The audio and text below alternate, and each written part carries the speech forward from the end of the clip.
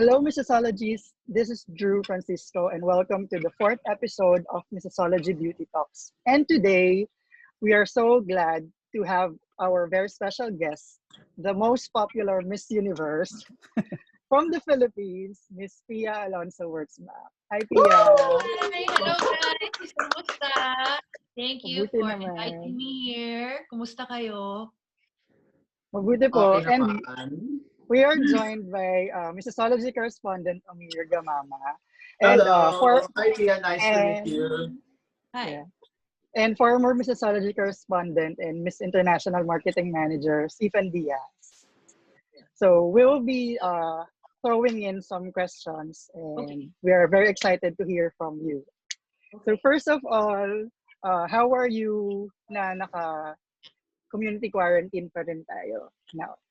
Well, it's more than 2 months now that we've been in quarantine. I am getting used to it na.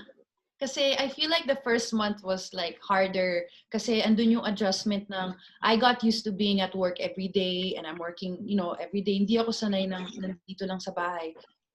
So like ako personally okay ako kasi nakapag-adjust na ako and I feel very Tagalog ba tayo or English? Sorry. Okay lang. It's okay. It's Kahit ano? okay. Okay lang Tagalog yan. But this will be Tagalog? broadcast in international page also. But you can speak Okay. whatever you want. Okay, English na lang. Okay. So anyway, kasi may mga nagko-comment na parang English please, minsan may nagaganon sa Yes. Okay. So anyway, it's been 2 months now since the quarantine. I'm getting used to it, and I have a sort of like a routine going already. Like what I do in the morning, in the afternoon, at night, and then so I can say that I'm okay. I'm getting nasasanay na rin ako.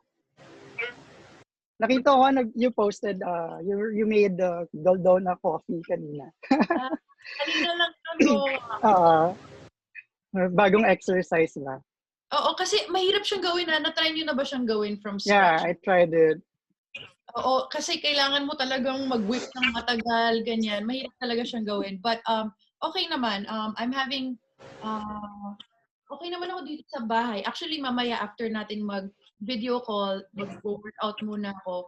So, usually yung ginagawa ko, ang routine every day is in the morning or in the afternoon, I work on mga emails, anything that I need to do for work, yung mga kailangan ko sagutin ng mga messages, ganyan, updating myself with work.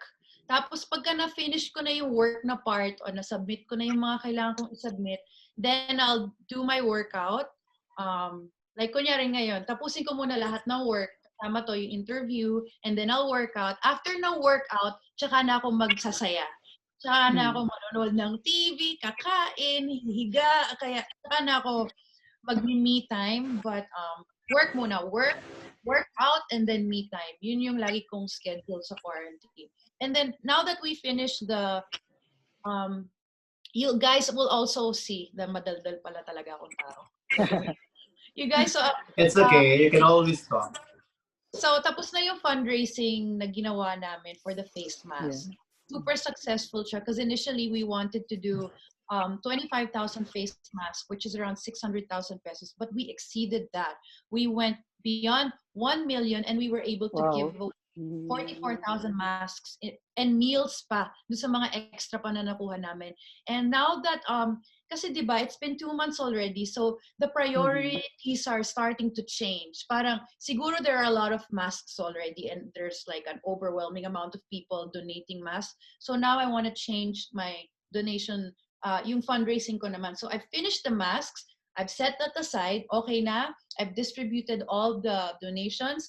I'm moving on to Wwf Philippines. So I'm partnering with them to promote 3 new campaigns. So every week I'll focus on one campaign.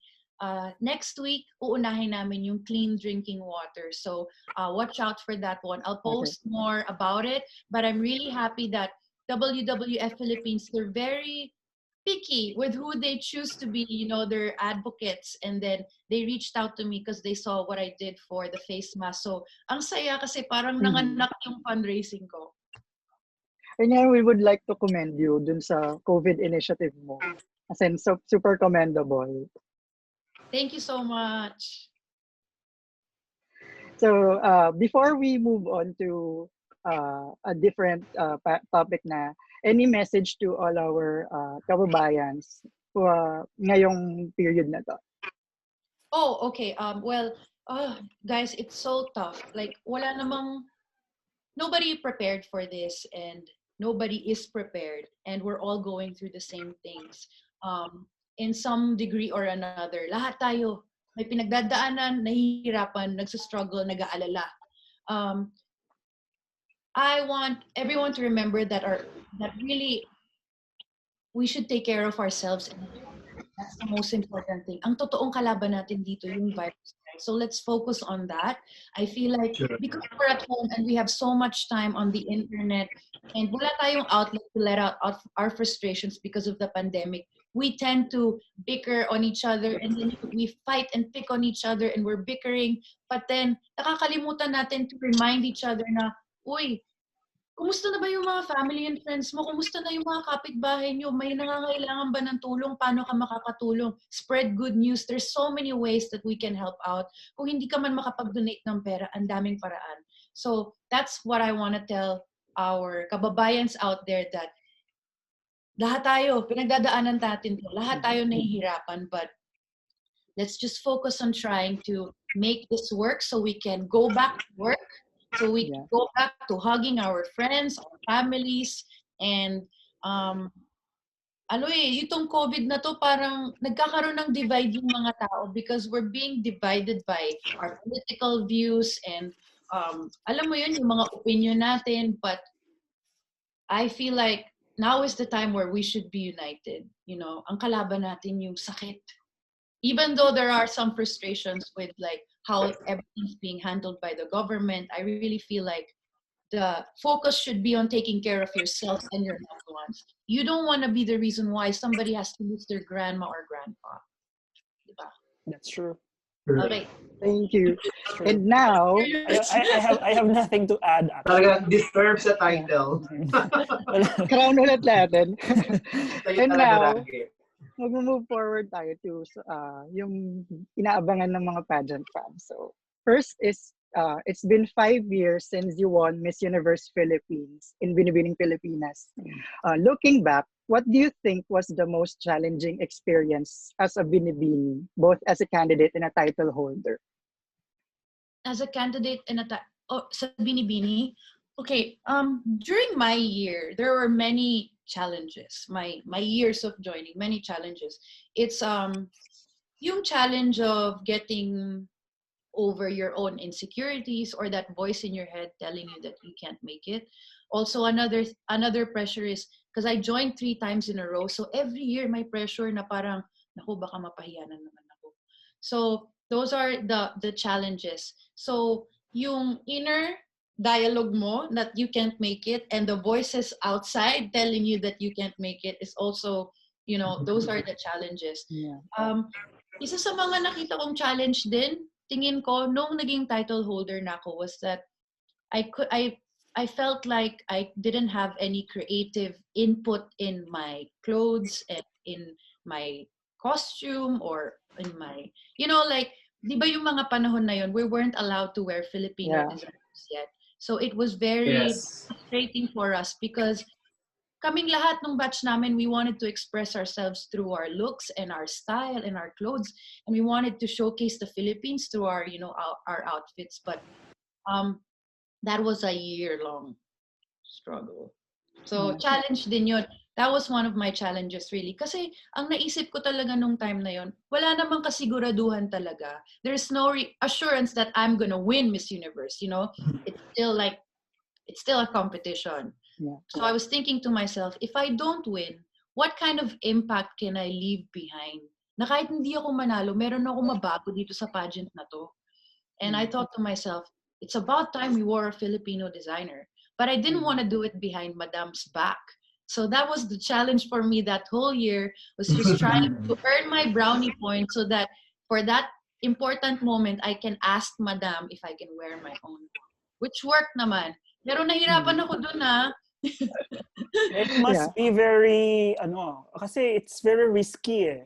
Like what you said, there was no assurance that, because you wore Filipino-made costume and gowns, you would actually win. So it's really a risk. And at the same time, there's this certain belief rin sa sarili eh. It would, because I'm sure you could say it now. Back then, probably hindi pa. But now you can probably say that because of that, you were able to gain more confidence in yourself kasi you were able to achieve what you really wanted to do when it comes to showcasing Filipino-made dresses and costumes.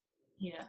Ang hirap because that time, I felt like, okay, what if I follow Madam? But hindi ako manalo dahil dun sa gown. So parang, but then at the same time, but what if I follow, I wear a Filipino designer. What if I don't follow her, but then I lose? Baka naman sa ni It's Madam very risky, di ba? Yeah. So before, ayan. So you mentioned kanina na you joined 3 times. So dun sa 3 beses na yon, which year was most memorable? Oh, wow. Okay. Maraming memorable actually. I feel like they all had their stories, ganyan. I think it would be tayo yung first and third. Well, kasi yung first really, I didn't know anything about pageants, diba? Okay, so siguro yung first na lang. Sige, first. Kasi wala akong alam sa pageant. That was my very first pageant, Binibining Pilipinas 2013. And I remember I had no experience. I just started training with Aces and Queens. And yung first screening namin, yung naka-pink ako. Yeah. Grabe yun. I was crying after the screening kasi hindi ako sanay na naka-straight body ako ng ganong katagal. Parang hindi ako, it's not like normal for your body to be chest up and then twist and then hips, butt out, ganyan. Parang hindi siya comfortable. And then ang tagal mamili ng 50 candidates. Ang tagal bago ka bigyan ng rose. So, ang tagal mong after that, I got my rose, but I was crying after and I said, wow, ganito ba yung mga pageant? Ang hirap naman. Okay. I remember add ko lang, Amir. I remember sa Binibini 2013, Stephen was saying, pinanood niya ulit yung Q&A niyong lahat. And I remember Stephen said na, among all the girls na nag-Q&A, ikaw yung may pinaka magandang sagot. Sabi ni Stephen. I remember him saying that. Totoo naman eh. She was the one. You were the only one who really made sense with the Q&A. Yes. Talaga? Which Q&A is this? In 2013, yung 2013 finals, yung sa stage. I'm sure some of the delegates probably dahil sa kaba and all that, they were not able to express themselves very well. And then some of them probably it's not that they are bobo or something. Like, the energy, 50 kasi yung candidates, di ba? Dami ring taong nanood. And the owner of Miss International was also there. Sabi niya yung assistant niya who is now working with me, sabi niya, the energy was overwhelming raw. Hindi na raw naririnig ng mga tao yung mga sinasabi sa stage. So with that in mind, I think you were able to handle it well. Tama yung sagot mo, Asha. I really like your answer. Kasi di ba, I think your answer was like, what is the biggest contribution of Binibining Pilipinas all these years? The candidates. And, I would have given you the crown right there and then.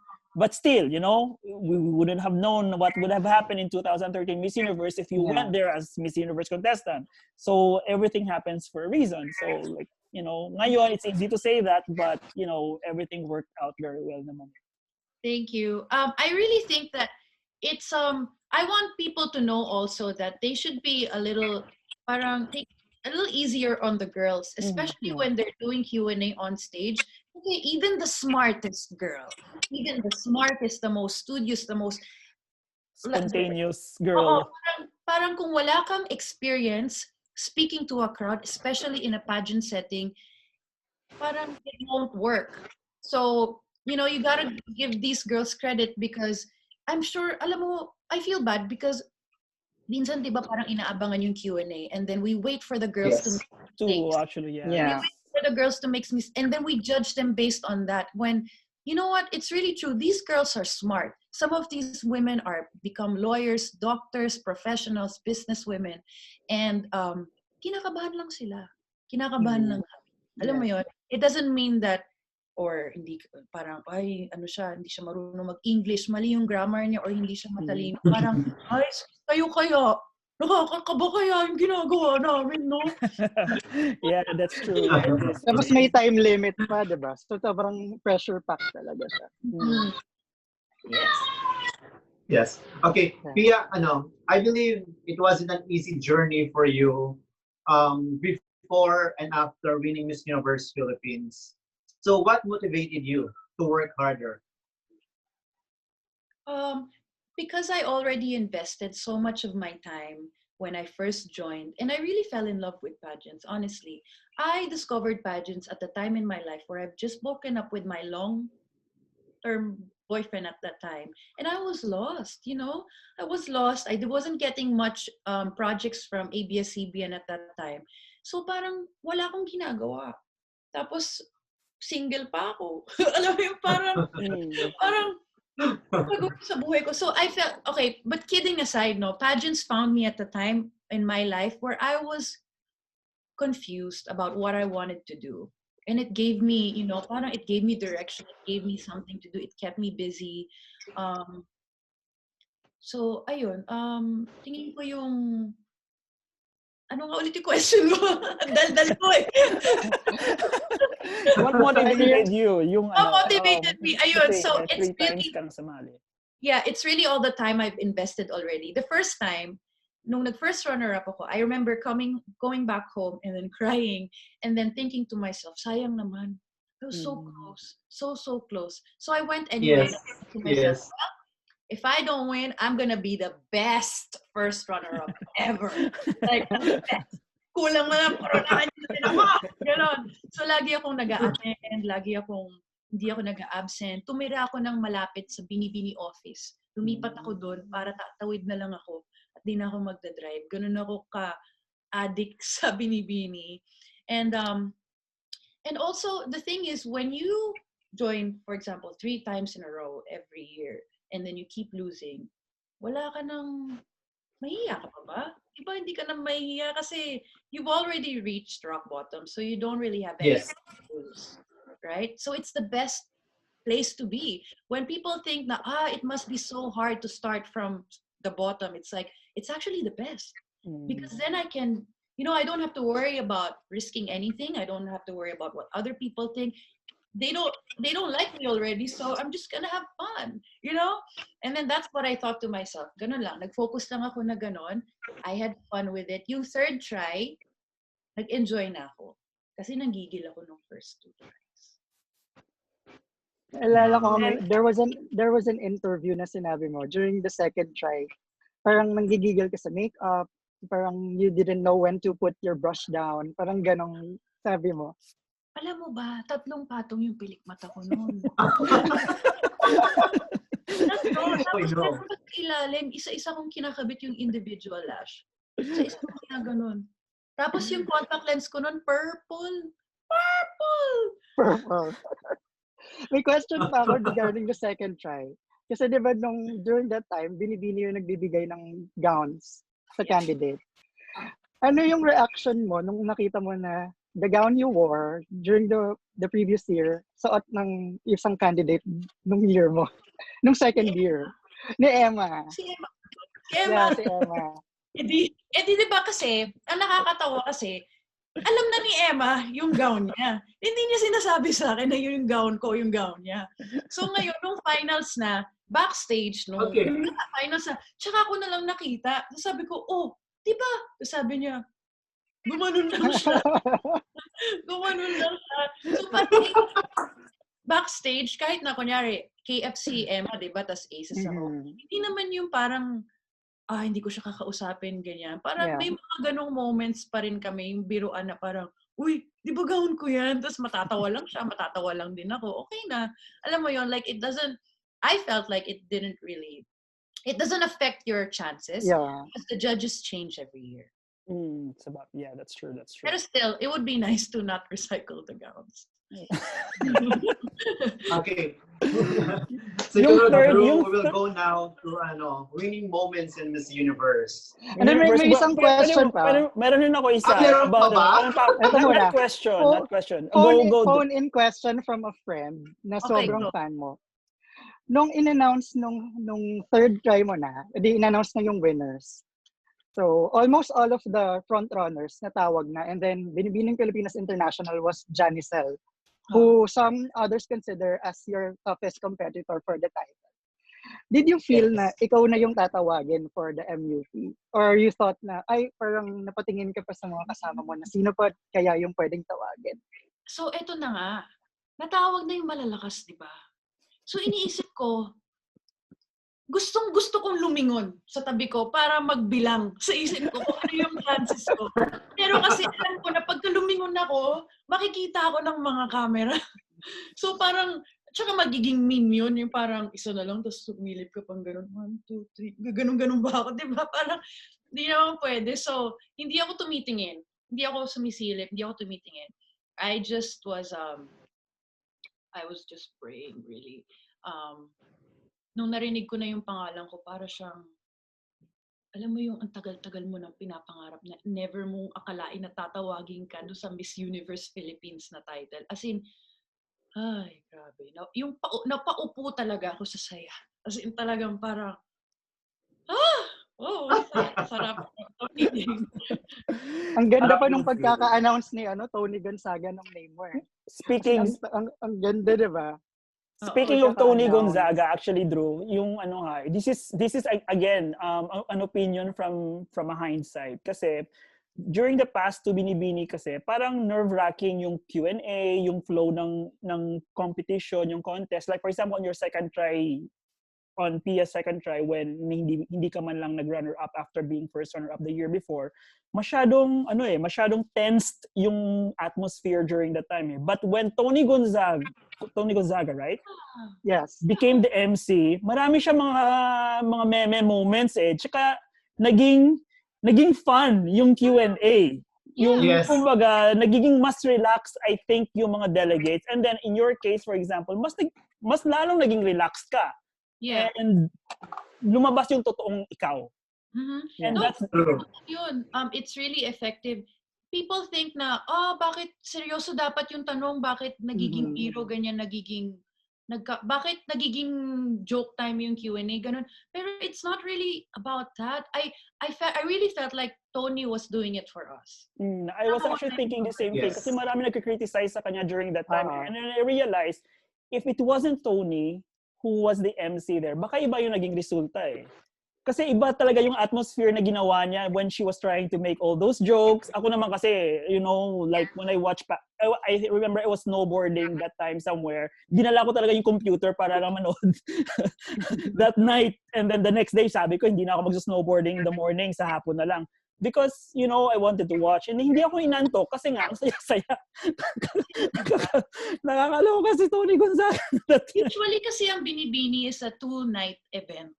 2-day event, di ba? So, haba ng Binibini. So, ang ganda nga nung medyo may ganon na parang light lang. And I feel like it's kasi yung mga judges, syempre ako naging judge na ako before. So as a judge, we only get to see the candidates or parang get a see of their personality and what they're like during Q&A. Pag nabigyan ng mic, doon lang nakakapagsalita. So pagka biniro ka ng host, and then joke mo siya pabalik or tumawa ka, ibig ko sabihin na masaya pala tong girl na to, hindi pala siya stiff. Yeah, you become likable, di ba? Yeah, so it adds to your likability yon. So it adds to your charisma. And it really went, yung charisma mo talaga lumabas doon. I mean like, natural. You were so relaxed during the third try. Na parang wala ka nang Think before you click. Yes. Hindi makakalimutan yun. Think before you click. Actually, siya nagpauso yata ng think before you click. Na every time may mga sagot na ngayon sa mga pageant, even in local pageants, about sa mga internet, gano'n, ikaw yun, naalala ko agad. Mga Thank you. Thank you. So, Now we move on to Miss Miss Universe. Universe. And Yeah. Amir has a question. But anyway, we won't be asking anymore yung announcement blunder because alam mo na, it has been talked already so many times already. I just want to know which one is more harder for you, competing in Binibining Pilipinas or in Miss Universe? Alam mo, it's Binibini.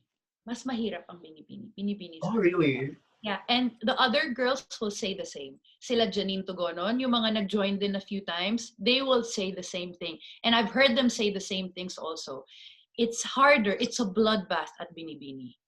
Wow. Pero at Miss Universe, parang, kasi the thing is, okay, hindi kasing dami yung kalaban mo, but hindi naman lahat kalaban mo because the reality is, not everybody is as, as pageant crazy like us. Parang ganon. So some of these girls, Correct. they join because they want to be actresses after. They want to open their opportunities for their careers. Gusto maging modelo, maging artista, gustong fulfill yung dream ng lola nila. Kasi lola nila, dream maging beauty queen sila. Alam mo yung iba-iba yung dahilan ng mga girls for joining. Not necessarily everybody wants to be queen. It's true. I've actually spoken to some girls who want to be models and want to be actors back in their homes. Kaya sila sumali para magkaroon sila ng international exposure or experience. So, sa Binibini, mas mahirap kasi sa year ko, because I couldn't decide on my look, alam mo yun, my gown, I couldn't decide. So, ang hirap. Also because meron kasing standard yung Binibini na hindi, na kailangan mong baguhin pagka nag-universe ka na. So, sa Binibini, ano ka, mahihin, babae, ano ka, Maria Dalagang Clara. Pilipina. Dalagang Dalaga, Pilipina, yes. correct. Dalagang Pilipina, Madam Stella loves white and she loves red lipstick. Yun yung mga gustong-gusto niyang mga look. Yun. Once na pumasa ka kay Madam at nagustuhan ka ni Madam at pumasa ka sa mga judges, as your Dalagang Pilipina, kailangan mag-evolve ka na into the, alam mo yun, yung parang Modern Filipina. ano yung parang sexy na chic na worldly woman. Alam mo yun, bigla kang mag-evolve for Miss You. So, yung formula mo for Binibini is different for your formula at winning Miss You. It can't be the same. And Binibini is harder. I think so. It's hard. Okay. Now, there was a video clip that went viral after you win Miss Universe. You were at the backstage, crying and asking if you really won the crown. Can you take us back to that moment? Yeah. So what happened was, we're doing retouch, adjustment of the crown, baka tabingi, ganyan. And then quickly, they're briefing me for the press con na agad after everything that happened. So I didn't really have time to think or to wait. Kasi sabi nila, magpa-press con na tayo. So ako, medyo shocked pa ako sa mga nangyari. And then I kept asking Esther like, hey, did I really win? Did I really win? Is this happening right now? Is this true? Is this real? Ulit-ulit siya, yes, you really won. Yes, you really won. Tapos may lumapit sa aking taga-BC na PR. Sabi, hey, I'm Jackie and I'm gonna talk you through the press con that we're gonna do. Tapos sabi ko, hi, I'm Pia from the Philippines. Tapos parang, sabi nila, yeah, we know, you won. Tapos parang talagang wala, lutang na lutang ako. And then finally, nung na-convince na ako ni Esther na ako nga yung talagang nanalo, doon na ako nag-breakdown. Kasi parang nag-flashback sa akin lahat ng paghihirap ko. Yung parang, ang tagal, ilang taon, tapos, ang tagal, nagutom talaga ako. And at the same time, yung hintay rin ng mga Filipinos na manalo ng Miss Universe. 42 years. Grabe. 42 years hinintay natin. Hindi pa nga ako pinanganak nun eh. Yeah. Yung last na nanalo, di ba? Una-una nagpapapa ko, sabi ko sa kanya, ma, universe na yung baby mo.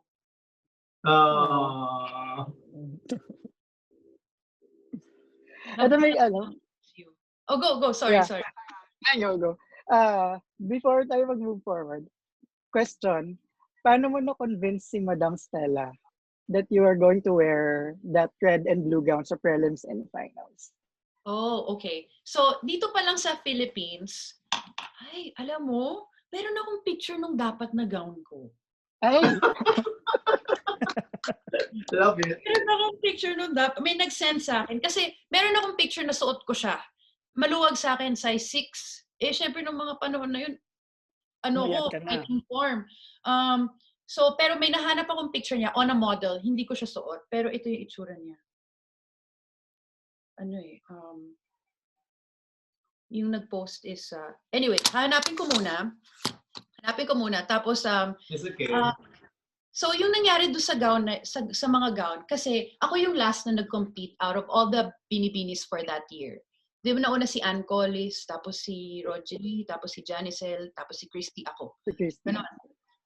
Now, the first few binibinis that competed were Filipino designers. Even though Madam said no. They were Filipino designers. So, anong time ko na, ready na, handa na si Madam. Di na siya maloloko ulit. Sabi niya, sa isip niya. Sabi niya, handa na ako. Kayo niloloko niyo ako. So, ang ginawa niya, pagdating ko doon, dala ko na yung mga gamit ko, yung mga maleta ko. Tinago niya yung maleta ko sa ibang kwarto para hindi ko masingitan. Pero hindi ko naman balak singitan. Promise talaga, mamatay man. Hindi ko naman balak singitan. Ano lang, Parang hunch. Parang, ano lang siya, nag-iingat lang siya. Yung ginawa ko, lahat ng mga pinapasot niya sa akin for that year, pumapayag ako. Wala akong binabalik. Hindi ko sinusole. Parang, if she says, Pia, wear this, okay. As long as kasha, okay. So then one day, I came into the office. We were doing fittings for Miss Universe. And then I prepared a folder of pictures of myself wearing blue gowns that I've collected throughout the years. Parang all pictures from any events. Some of the gowns are cumbia, some are from Filipino designers, a mix. Tapos, pumasok ako sa kwarto niya, sa office. Sabi ko, Madam? Yes. Madam, sabi ko, Madam, if I may, I would like to show this to you. These are pictures of me wearing blue gowns. I don't care about the style, Madam. As long as it is blue, it will make me feel very beautiful and very confident. Tapos, parang ano na siya, parang medyo hindi siya happy nung una ako lumapit sa kanya kasi, gano'n. Pero sabi ko, but no pressure, Madam. Sabi ko, no pressure. Just have a look at it when you go home. Just look. I just really love blue. I love blue. Ganun. I love the color blue. Ganun ko. Sabi niya, okay. Tapos, niya. Ewan ko kung tinignan niya talaga or anything. Pero pagdating namin sa Vegas, malapit na mag-prelims. Diba? Tapos, eto na.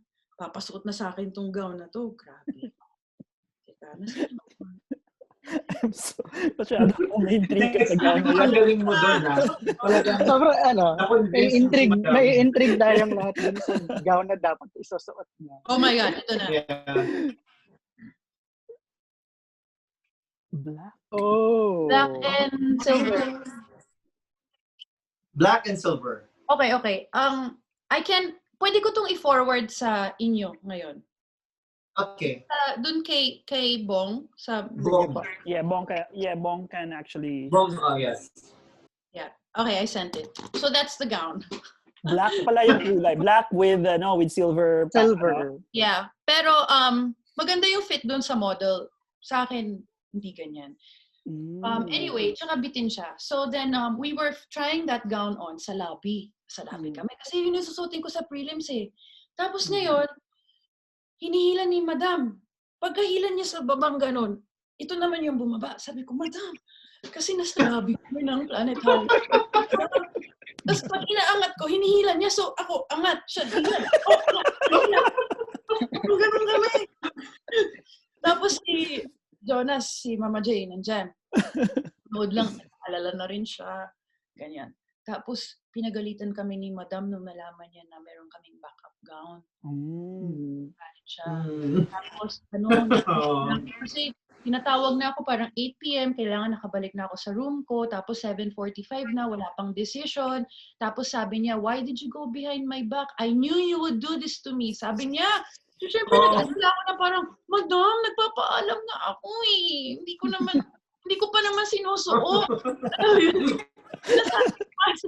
Parang kumain ko na lang. Alam mo, pero hindi ako namimilit. Parang nakikita lang niya sa reaction ko na nasa stress ako. Tapos naiiyak na ako, ganyan. Balik ako sa room. Wala pang decision. Tapos humiga ako. Sabi niya, tumawag siya sa phone ko. Tapos pagsagot ko ganyan, sabi niya, hello? Sabi niya, okay, you can wear whatever you want, just make sure you win. Sabi niya sabi ko, okay. Oh. Tapos kinuwento ko sa roommate ko, sabi ko, May! Madam said yes. Tapos alam niya yung kwento eh, ni Madam. Alam niya, sabi niya, oh my God. Oo, alam niya yung kwento. Tapos pagdating dun sa, ito, naalala ko nung prelims na, nung nag-start na, nung naka-red na gown na ako, nasa harap si Madam. Super happy naman siya. Tapos she was really like clapping and she was so happy. So I said, tutuwa rin para si Madam. Ganun yung reaction ko. Pero with the blue one, ganun din, I saw that, kasi I just felt like she was scared at the beginning that I would go behind her back. Pero nung nakita naman niya that I asked permission, you know, eventually, like, she trusted me and she softened up and then she allowed me. So, buti na lang pumayag. Oh, and also si Mr. Araneta, he also had something to do with it. Kasi alam ko, sinabihan niya, si Madam na, let her wear what she wants. Sinabihan siya ni Mr. Araneta. Oh, nice one. That's good. Mabait naman sila. Actually, parang naging parents ko na rin sila for a time. Yeah. So, Pia, you opened the doors for the next queens. Actually, kasi after your she batch, started it. Lahat na sila, whatever they want, nakakasuot mo sila. No, I mean, it's thanks to your obedience. It's about time na talaga. Ang laki nung ginanda ng naging exciting nung nagkaroon ng mga designers na Filipino. Diba? True. I love watching that evening gown. Yung mga pasabog na gown. Hanggang ngayon, fan ako ng pageants, guys. Nanonood pa rin ako. Kinikilig talaga. Kapag pasabog, ako yung pinakamalakas sumigaw na, gano'n, parang, oh my God, ganda nung gown niya. Okay, true. Yeah. Ito naman, so Miss Universe ka na. When did it finally sink in na Miss You ka na talaga? I think in siya nung lilipad na ako to New York. Kasi it was my first time in New York. The next day, we flew to New York already after I won. The next day. Tapos, walang pahinga. Walang pahinga. Ito funny pa na trivia. Di, pupunta na akong New York. Sabi ni Esther, you can't bring all of your clothes. Let's select which ones you will bring and which one will stay. Lahat kumbya, di ba? Yeah. Sabi ko, Esther, this one. Sabi niya, no, this one. Oh, this one. No, walang natira. Kasi sabi ko, what am I gonna wear? Kasi sabi niya, I'll buy you some clothes. Kaya nung nahuli ako nung paparazzi, TNT, naka-Planet Hollywood ako na t-shirt, naka-souvenir t-shirt ako, cap. Kasi pinili lang namin sa souvenir shop yun kasi wala nga akong damit. So, iba na talaga ngayon, sobrang mas prepared na yung mga girls. So, yun yung, I think yung sa airplane, yun yung moment na na-realize ko na. Kasi, nandun sa airport kami, ang daldal ko, no? Sorry sobrang nag-enjoy kami. We love you. Wala na nga kami. Nakikinig na lang eh. Okay. So, nasa airport ako, it was me, kakapanalo ko pa lang, one day pa lang ako, binigay na sa akin yung susi ng apartment. Binigay sa akin yung susi. Ito sabi ko, what's this? It's your home. Ganun pa sila, Esther, kasi parang gusto nilang kinikilig ka. Yung inuunti-unti nila yung bigay sa'yo ng mga bagay-bagay. Binigay sabi ko, ganyan. Tapos pagtingin ko sa labas nung nung window, nung nung seat ko sa plane, grabe sabi ko, ganito pala yung na-experience ng mga girls pagka nanalo sila, ganito pala. Ako para akong bata na first time sa candy store. Alam mo yung parang, ganon. Masaya lang ako lagi. Ayun, how was, ito nabanggit mo kasi si Esther, and when you won, parang na-put into spotlight din si Esther sa pageant fans. Parang, some fans never knew na she's been with the organization for decades already. So, how was she, aside from a manager, as your life coach? Alam mo, Esther's like my mom. And she is really like my mom. There was a time where like she knows me so well. We became so close, and I realized that iba-iba yung relationships ng mga winners with Esther. Some have a very professional relationship with her, hindi super close pero respectful. Some are really close. Some are sakto lang. Kami super close na. As in, kahit hindi walang kinalaman sa pageant, alam niya yung personal life ko. Kilala niya ako. She knows when I'm lying. She knows when I'm sick. She knows when I'm feeling bad. She knows when I'm tired. Kilala ko ni Esther. As in. And then, the thing with Esther is, she always tells me, kakampi mo ko.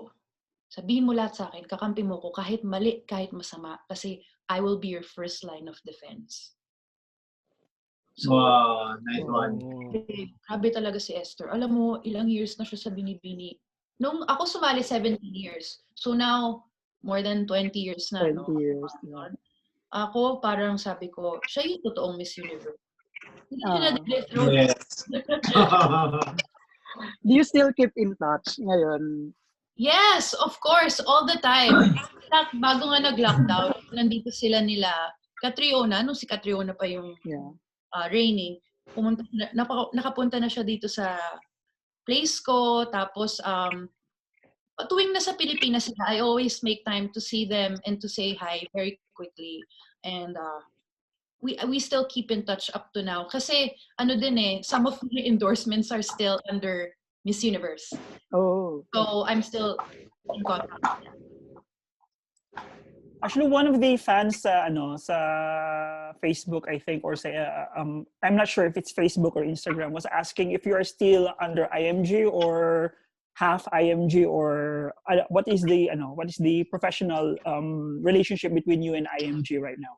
So my contract with IMG finished already, but I have existing contracts because of my endorsements. So endorsements that I got during Miss Universe that are still ongoing now, like Silk BDO, Olay, Downey, mga unang-una pa lang. So I still am in contact with them kasi those contracts are with them. So marami pang dinadaanan yung mga kontrata bago makapunta sa akin, ganun. With regards to IMG, hindi ako IMG model. IMG Universe yung contract ko with them. So, parang siyang extension. Parang pageant pa rin yung mga pinapagawa activities. Kumbaga parang Miss Universe Ambassador. Parang gano'n. Yes, parang gano'n. But for professional, let's say, for things about getting you, for example, for a job, let's say here in Japan, just like, for example, like hypothetically speaking, we'll go through Mama J as your official manager. Well, sa Philippines kasi, Jonas is the one really handling the Sela Empire, ganyan. All right. But anything that I have, like if it's abroad, if it goes directly to me and I get the inquiry myself, I'll manage it myself. Okay. Mga ganon, oo. Pero a lot of it goes through Mama J because endorsements, ganon. Pero yung mga guestings or ibang inquiry, pwedeng dumaan sa akin. Pwede naman din. So, kaming dalawa, parang ganon. Stephen, may tanong ako. Pwede ba mag-judge si Pia sa Miss International? Gusto ko! Uy, pwede ba ako mag-judge? Uy, gusto ko mag-judge! I have... Weird siguro, Weird ba yun? Di ba? Miss Universe, tapos judge ng Miss International. Pero ito, one thing I noticed. I don't know. One thing I noticed sa'yo, Pia, you are very supportive kahit anong pageant. Ay, oo naman, no? Oo. Pinanood ko yung Sobra. Miss International. Pinanood ko yan. Yung Miss World, nanood din ako. Nung nanalo si Rolene Strauss. Yeah. Nandun ako. Kasi nung mga time na yun, umuwi ako sa UK to visit my family. Sakto Miss World. And then Meghan was passing on her crown. Right? Meghan was passing on her crown. I watched. Tapos, nag-disguise ako dun. Hindi ako nagpaganda kasi gusto kong maging audience. Alam mo yung gusto ko yung So I watched. Kasi I was thinking, if I want to win, I want to see what the judges see. So I want to sit. Alam mo yun, gusto kong makita kung ano ba ang nakikita ng judges. Ano ba yung nagsa-stand out na girls? Ano ba ang meron sila? Kasi ang nakikita ko lang from that stage side eh. Alam mo yun, like, feeling ko I know the formula because I'm doing it this way. Pero baka iba yung nakikita nila. So it's important that for candidates who want to join and want to win, watch pageants. Watch pageants. Watch it every day.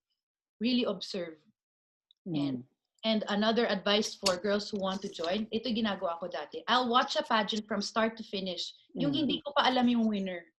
I'll watch it from start to finish and then I'll judge them myself on a piece of paper. I'll see the results and see if they match. So hanggang makuha ko yung formula na napipinpoint ko yung malalakas. Ano yun eh? Skill? Di ba sa ikin, parang practice yan, di ba? It eventually becomes a skill nga. Without you realizing it. Yeah, you're able to spot the potential winners, di ba? You just know. Si Pia na yung tunay na pageant expert kasi candidate, nanalo, di ba? Alam na mo na talaga. Naging judge, naging MC, naging MC na rin, di ba? Naging full circle na yung pageant journey mo eh. Oo nga. Ano na lang kulang? Candidate, winner, audience, host, audience. May kulang lang. I've always wanted to be a judge at Binibining. Ay, hindi ka pa nag-judge ng Binibining. Hindi. Miss Universe, yes. Oo nga, no? Kasi gusto kong malaman talaga, paano ba yung deliberation process? Ang daming speculations lagi, di ba? Palagi speculation. Hanggang ngayon, urban legends, ano? Even during your year, ang daming speculations about the judging. Parang ang first question is Madam in the room or not? That's the number one question. Number two, are the lawyers inside the room or not?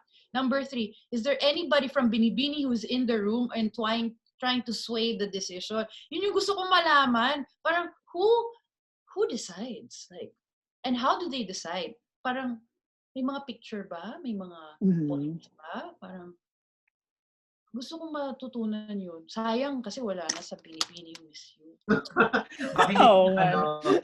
Mistake ko yung formula doon.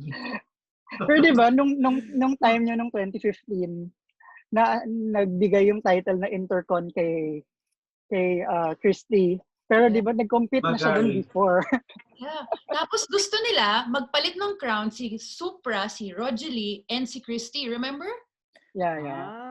They wanted the two girls to switch, which they didn't want kasi parang ito yung binigay sa amin ng coronation. Yeah. Magpapalit, di ba? Buti pumayag yung intercon na mag-compete ulit si Christy. And she won first runner-up. First runner-up. Ayan. She and I are still very good to now. Yeah. Si Christy, kausap ko siya last week actually. And funny, kasi si Janicel, matagal ko na siyang hindi nakikita. At sa US na si Janicel, di ba? Yeah, she's in the US. And I think she's married. Kasi ngayon, nag-organize ako ng mga lumang gamit dito na pang i-auction ko for COVID relief. So, as I was going through my boxes, nasa akin pala yung heels ni Janicel. Yung Binibining. Naalala ko tuloy, ganito pala nangyari. Bago ko lumaban sa Miss You, pinahiram sa akin ni Janicel yung sapatos niya na sobrang taas. Yung suot niya sa Binibining, yung nagpanalo sa kanya. Sa akin, sabi niya, sige, dalin mo sa US para matangkad ka. So, gano'n. Alam mo yung parang, you really think that because we're not from the same camp, that we don't support each other, but grabe yung sisterhood sa Binibining. Once you become winners, wala nang mga camp. Wala Actually, friends na lahat. Yeah, friends. May nakwento din si Gus sa akin. I don't know kung tama ba yung pagdinig ko, no? Tinuturuan mo daw siya, you train her, Gazini, during her time. Dito din. Dito, eksakto dito. Nag-makeup kami, tapos pep talk, ganyan. Ayun. Yeah. So, yeah, she's been here a few times. Naiwan pa nga niya yung driver's license niya dito sa babae. Tapos sabi ko sa kanya, uy, manood ka ng Miss You, as in, huwag mong tigilan. Tapos sabi ko, dapat bago ka matulog, manood ka ng pageant. Tapos panoorin mo lahat, kahit yung mga noon pa, panoorin mo. Sabi niya, saan ko hahanapin yung mga tape? Sabi ko, wait lang, meron akong stash. ko yung stash ko, labas ko yung mga CD. Sabi ko, eto, pahiram lang ha. Pahiram lang ha. Balik mo sa unfortunately, Pia, medyo umiba na rin kasi talaga yung Miss Universe during the past 2 years, starting from kay Triona. Kasi di ba meron ng speech round for the top 20. Kaya yung mga 2017 and earlier, parang, yeah, it might help somehow, pero talagang iba na eh.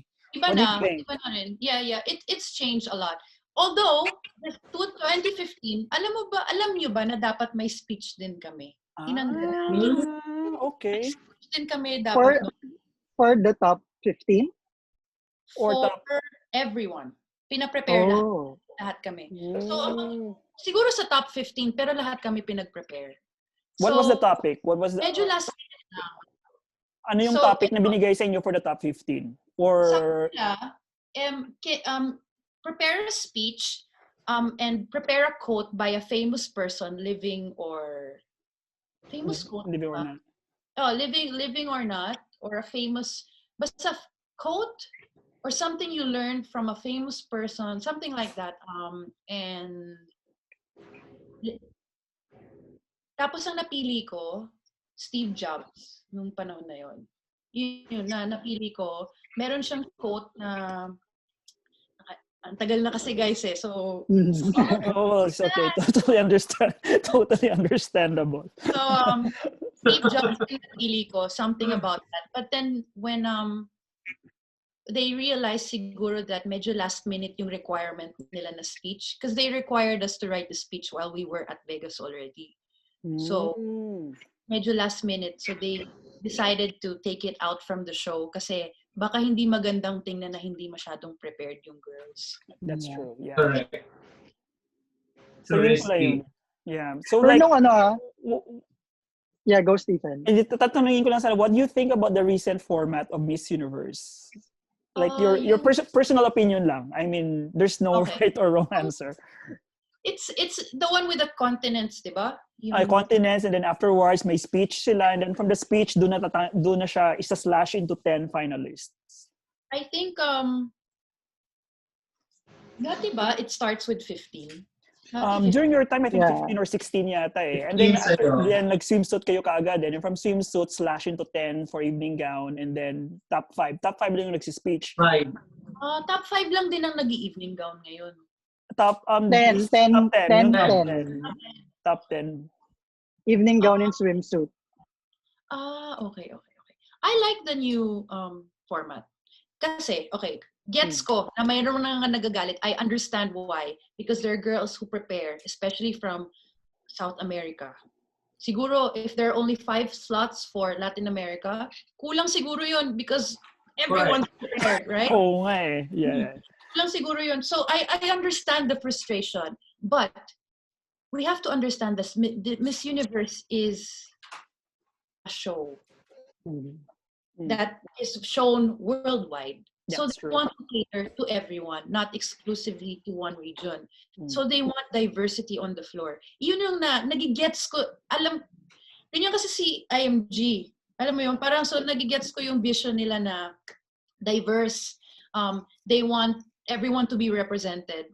someone from Asia, Correct. someone from Latin America, someone from Europe, para para level playing field.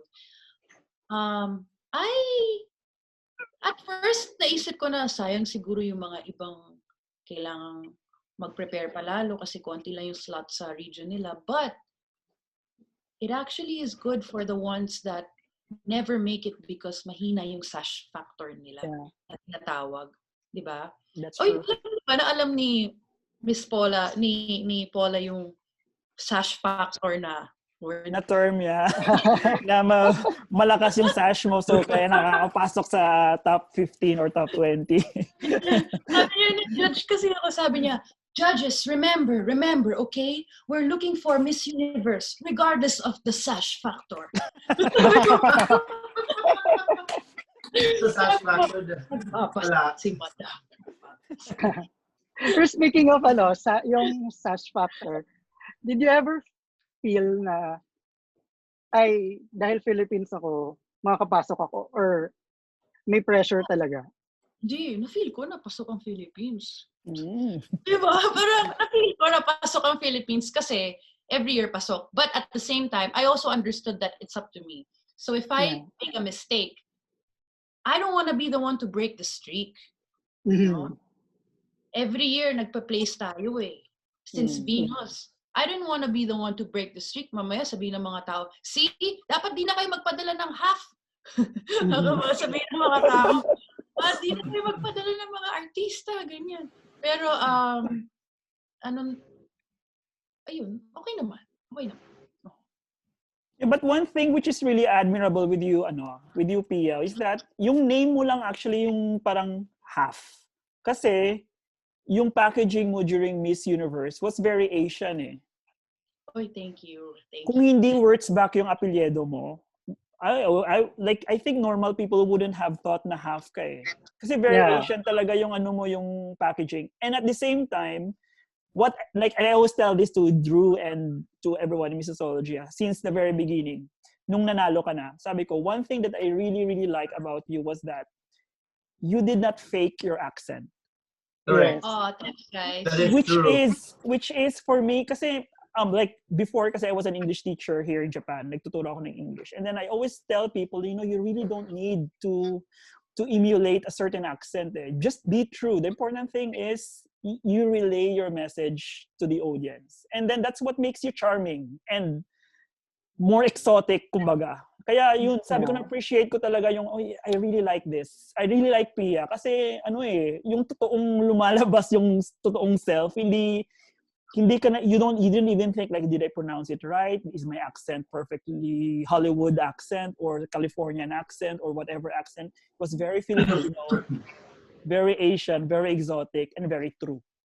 Thank you. Thank you so much, guys. Actually, I realized that also living in New York, that your accent is not really so important to them. They understand us. Actually, Filipinos are parang we speak very clear. That's true. Compared to maybe our kapitbahay. Alam mo yung mga kapitbahay natin, mas malinaw tayong mag-English. And you know what, the judges, I realized some of them are foreigners too. So, alam mo yun?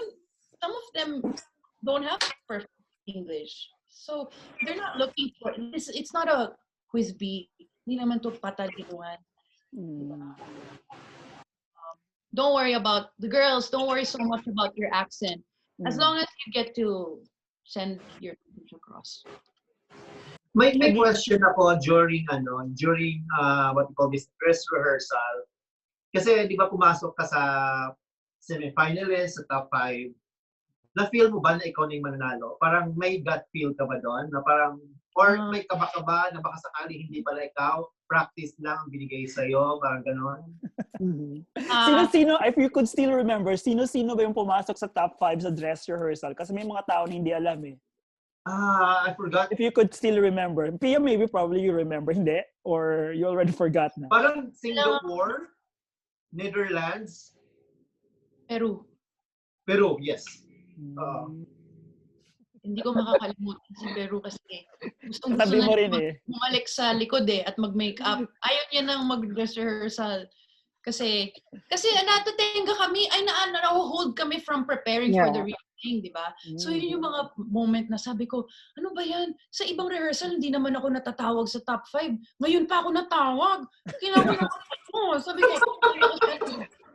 I remember naka-ponytail ka lang nun. oo. Rehearsal. Naku, sana matanggal na ako dito. Huwag na ako mapakot. Sana matanggal na ako para makapag-makeup na ako doon sa totoong pageant. Okay. So, nag-isip ka pala matanggal kasi wala ka na rin sa top 3, di ba? Oo. Kasi the faster I finish the rehearsal, the sooner I can start getting ready for the real thing. That's true. The same rin yan sa Miss International actually kasi yung rehearsal is in the morning. Pagkatapos pageant na in the afternoon. Mga girls gusto na talagang matapos kasi gusto na nilang mag-makeup and all that. Yun. Kaya I totally understand what you meant. How long did it take you na mag-prepare for the actual pageant? Well, morning pa lang, naka-light makeup na ako, and then I would build up the makeup every few hours. So, anytime I can come back to my dressing table, then I build the makeup, and I keep taking pictures and sending it to Jerry, my makeup artist, so then he could review and tell me what I needed to add, ganyan. So, hindi ko siya ginawa ng buo right away. Nag-step by step ako. If I look at the mirror again, I see something kulang, add, and then rehearse. Balik, add, rehearse. Hindi ko siya ginawa in one sitting. So, para relax, di ba? Yeah. And then if I may add, so nag-stand out ka dun sa blue gown kasi almost karamihan ng mga kasabay mo, either shiny, Gold, yung gown. So ikaw yung may silver. paglabas, black color. Kasi isang black ng kulay blue. Tapos parang in the front, parang akala ng iba, it's just the same na parang mermaid gown. Pagtalikod, kala nyo may surprise pala sa likod. Ganda ng likod actually. Ganda actually. Ang galing ni Tito Albert doon. Alam mo bang I never got to see that gown before finals? Like, I mean, before Vegas. So, hindi ko alam yung itsura. Alam ko lang yung color. I only saw when it finally arrived a few days before the competition. And wala ring fitting. One time ko lang siyang tinry, suotin. Dasal-dasal lang talaga na, oh my gosh. Perfect yung fit, Oo nga eh. Oh, Kasi nga yung nude na area, hindi siya nagre-wrinkle eh. Perfect na perfect eh. Genius talaga si yung designer. Yes. Mamuntik nang hindi matuloy yung flight kasi bumabagyo pa sa Pilipinas nung time na yun. So, alam mo yung gown na yan, talagang pinaglaban namin lahat kay Madam, sa bagyo. Alam mo yun? Muntik na. Kung hindi dumating yung blue gown, anong susutin mo dapat? Siguro yung red. Red na rin. Oh. Although, siguro yung red. Yung red. For sure. If I may say lang, personal opinion, favorite look ko yung prelims look mo. Overall. Thank you. Yeah, me too. The hair. Alam naman kasi na lahat na pianatic ako, pero when you went out in that red gown, sure na ako. Thank you. Alam mo, yung isang nag-compliment din sa akin, si Ara. Sabi niya, nung nakita niya yung prelims ko, nag-message siya sa akin, sabi niya, Mars, ganyan, tama yan. Tama yan. Tama. Tapos ako, I respect what she says. Kasi magaling rumampa si Ara. So pag sinabi ko sa'yo na, alam mo yung parang hindi naman ako yung parang, bakit ako makikinig sa'yo? Ganyan. Hindi ako ganon. Ako, alam ko na magaling si Ara maglakad. Malakas ang presence niyan sa stage. Pagka naglakad na yan, nanlalaman. So pagka kinompliment ka niya, ibig sabihin, totoo. So when she said that, tama yan, regal ka lang, huwag kang manggigil. Kasi may tendency ako yung, yes. Kasi yung nanlalaki yung mata mo. Minsan. Yung smiles, tsaka doon na nagsimula eh. Basically, yung smiles na wala yan before eh. It didn't exist. Dapat pinaka-copyright mo yan ni Pia, yung smiles. Wala talaga before. At napansin ka ni Tyra Banks sa smiles mo. Yeah. I remember, sabi sa akin, ang comment sa akin before, nung first sali ko sa Binibining, wala daw akong sex appeal. Walang dating. Alam niyo na yon, okay? Wala daw akong ganon. So, sabi ko, paano ba magkaganon? So, nag-practice sa harap ng salamin kung paano ba. So, you can just imagine all the awkward moments I had in front of the mirror, like trying to find the right smile until finally I got it. Nag-work talaga yung 3-year yung 3-year pagsali mo journey. that's correct. The 3-year journey. Kasi if it's not for that, talagang walang hindi na master yung craft. You wouldn't have learned things to improve about yourself. Yeah, and I feel like also the winners nowadays, they're older. They're a bit older. Dati kasi mananalo sa Miss U 18, 19, really young. But then now medyo nasa either early mid-20s is perfect because tamang-tama lang yung maturity and life experience. And also for Miss Universe, it's easy for them to work with you because if you're young, you tend to get homesick or baka may boyfriend. Alam mo yon? So, when you're in your mid-20s, you're kind of more independent and kaya mo to live on your own. You can be responsible. They can trust you with, with the call time, with the requirements. In short, you're more mature. Yeah. And responsible. Yes. The last teenager na yata nanalo yung si Zuleika Rivera eh. Yeah, she was 18 or 19. 18 yata siya nung nanalo nun eh. 18 years old yung katawan na yun. Yeah. Then after Tapos, that, ang bongga niya. Kita niyo ba siya dun sa video yung Despacito? Yeah. Iba na siya ngayon. Pero Pia, when you were in New York, did you ever feel homesick o parang ayaw mo nang umuwi kasi gusto mong ma-extend yung reign mo pa gano'n? Gusto ko ma-extend yung reign ko syempre. I was sentimental. I came to New York with 2 suitcases and I left with 21 boxes, balikbayan boxes. Alam mo yun, every item na ilalagay ko sa box, may memory na parang, event na ganito.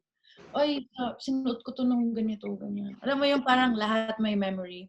It was hard because I prepared for so many years to get the crown, but I never prepared for the day where I would have to give it up. So, nahirapan ako. Nasad ako noon. Right, I think for me, Pia, it helped na you passed on the crown dito sa Philippines.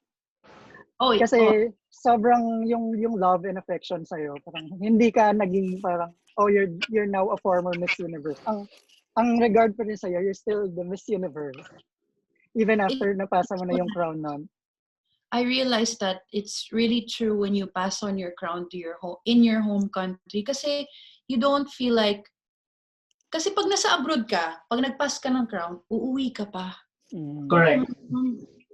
Uwi ka pa, babalik ka pa sa kwarto mo, mag-iimpake ka pa, hanapin mo pa yung mga kamag-anak mo, sakay ka sa sasakyan. That whole journey is tough. Oh my God. It's so tough because you feel like you're leaving a life behind. Alam mo yun, tsaka family mo na yung mga taga-miss you, biglang isang araw, hindi mo na sila makikita. Parang ka nakipag-break. Ganon. Parang nakipag-break. So, nang ayaw mo, nang hindi mo gusto. So, it was hard. Having it in the Philippines to me was a relief because I didn't feel like I was at home already. Alam mo yun? After this, okay lang ako. Although I felt bad for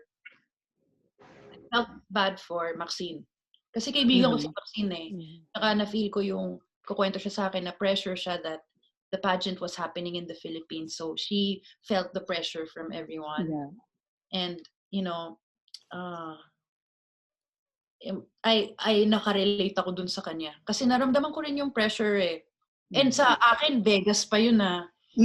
More kung Philippines. Yeah, so I also felt bad for her. So I'm giving her credits for being able to answer the questions pa rin. Kahit na kinakabahan siya. Yeah. Correct. And ano naman, yung sa lahat ng naging travels mo during your reign, which one was most memorable? During my reign,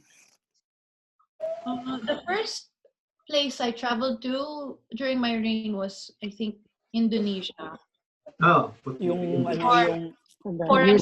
Indonesia. hindi, yung ano, yung vitamin C yata eh. Vitamin C. Yeah. Yeah. Yung commercial. 1,000. I had so much fun na naiyak ako dun nung mag-aalis na kami. Nung magbababay na, tapos na yung shoot. Naiyak ako. Kasi naging close ko na yung mga staff, ganyan. Tapos, I remember like, in the car, magbababay na ako sa kanila.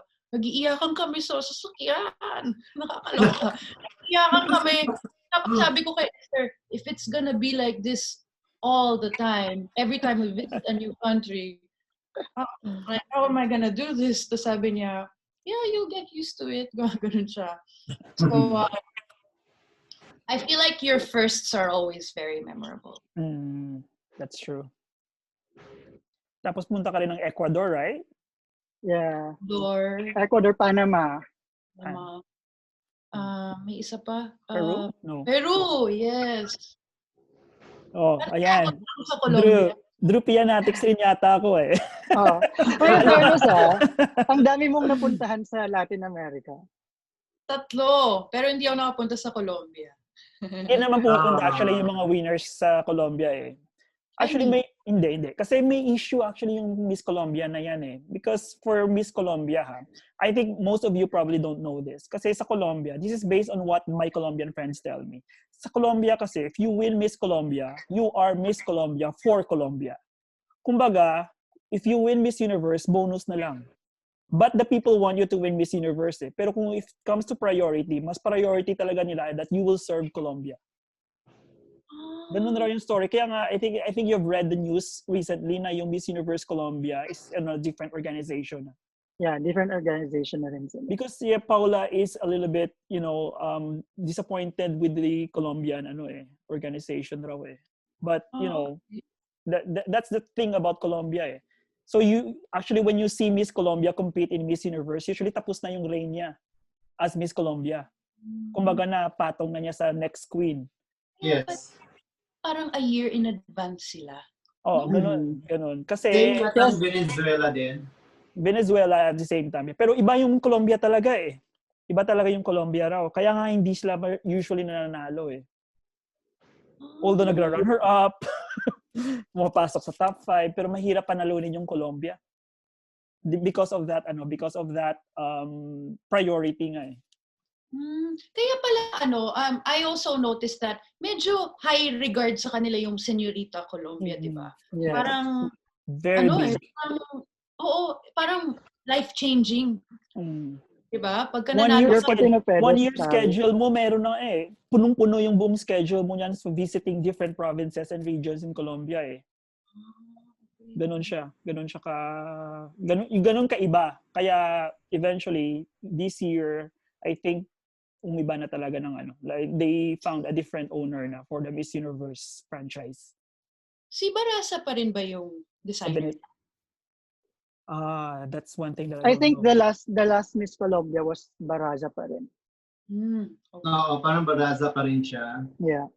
Baraza yung Kaya pala, guys, dati, nung Barasa pa tayo, si Colombia pala yung nagdadala ng gown ni Miss Philippines. Yeah. Yes. Kaya hindi na kailangan ipadala sa Pilipinas, diretso na lang sa USA kung sa Las USA Vegas, pageant. Yeah. Mas malapit kasi. Nangyari sa akin yun na. Hinanap ko yung parang, uy, Harry, sa'yo ba yung gown ko? Ay, may kwento. May kwento ng isang former title holder. Hindi ko na papangalanan. And then she went to Miss Colombia to ask for the gown. So sabi daw ni Miss Colombia, alam mo ba, nag-excess baggage ako kasi ang bigat ng gown mo. Sino kaya yung may mabigat na gown? Gusto ko nang mahulaan eh, no? Parang kilala ko. Mamaya kapag off na, hindi na naka-record.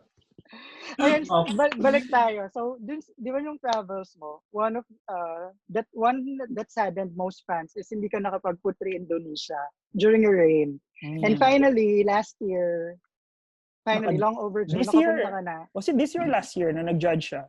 This year. This year. This year lang. Yeah. How was it? How was the experience of going back to Indonesia? Okay, finally, I was able to go to Puteri, Indonesia. Ilang years na yan. They invite me naman every year, but it just happens that may nauuna na work.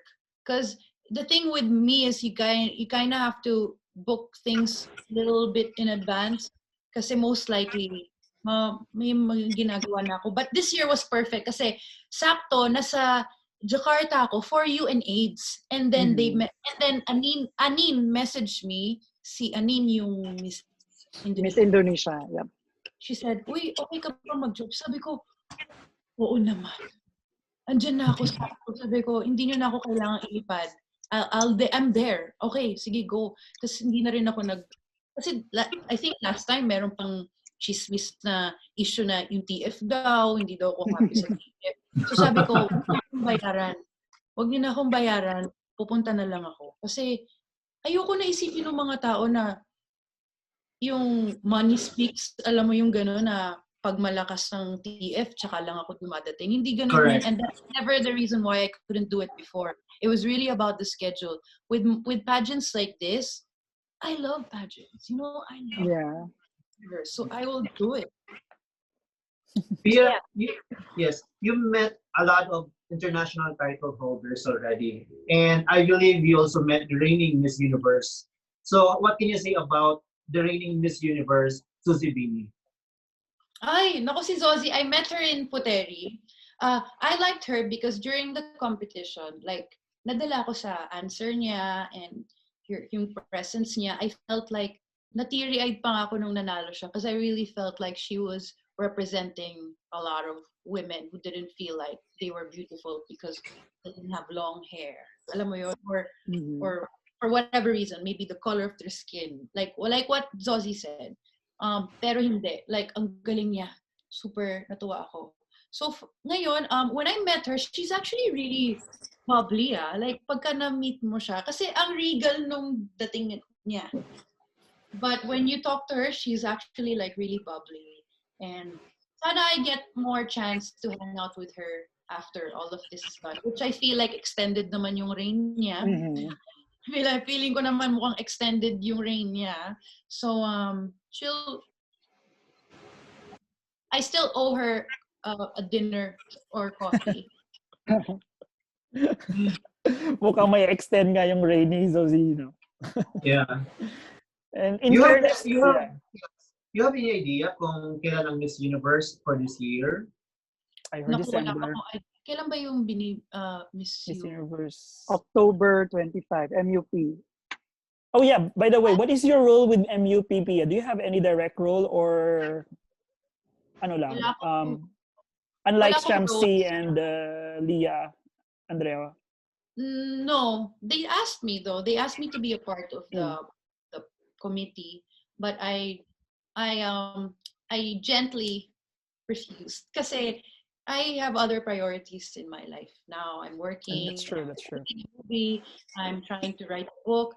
It's just sabi ko, I love pageants and I love Miss Universe, pero ayoko mag-commit into something na hindi ko kayang mag-deliver. Hindi ako magagamit.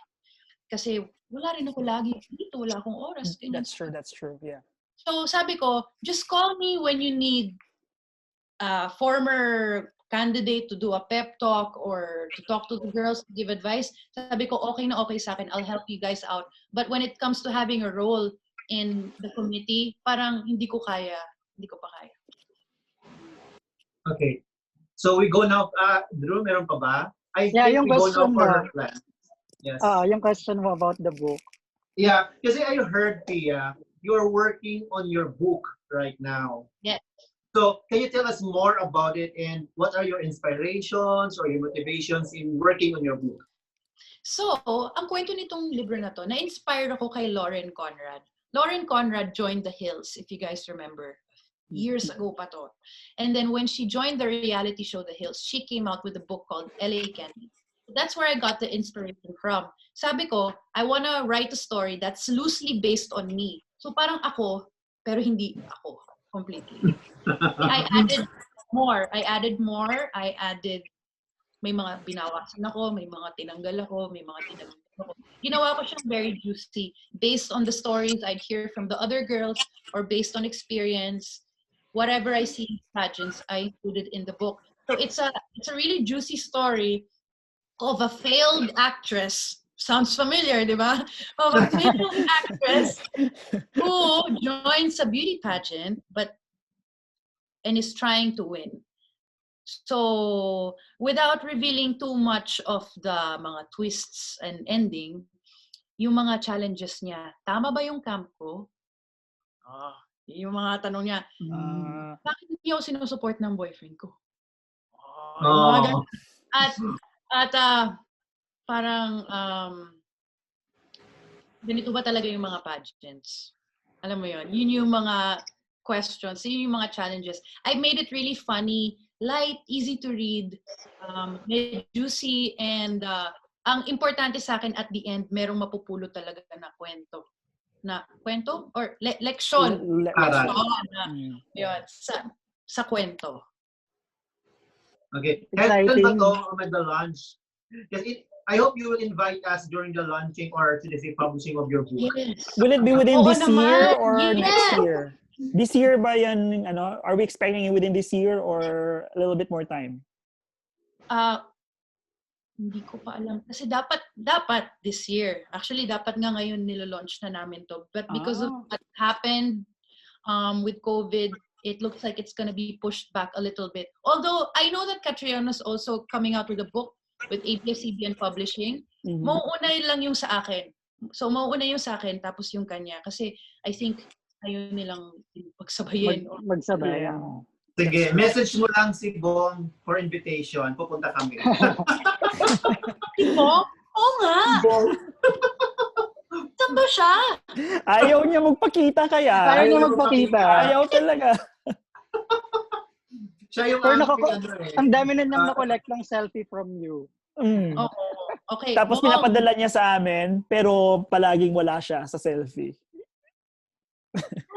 Pala lagi siya nagpapa-selfie pero tinatanggal niya yung sarili niya. Yeah. Yung ikaw lang yung nandun. Hi Bong, kumusta? Thank you sa pag-reach out mo sa akin at pag-message mo sa akin about guesting on this online talk show. Maraming salamat and more power to you guys at sana magkita tayo ulit. Next time, wag mo na akong i-crop sa selfie.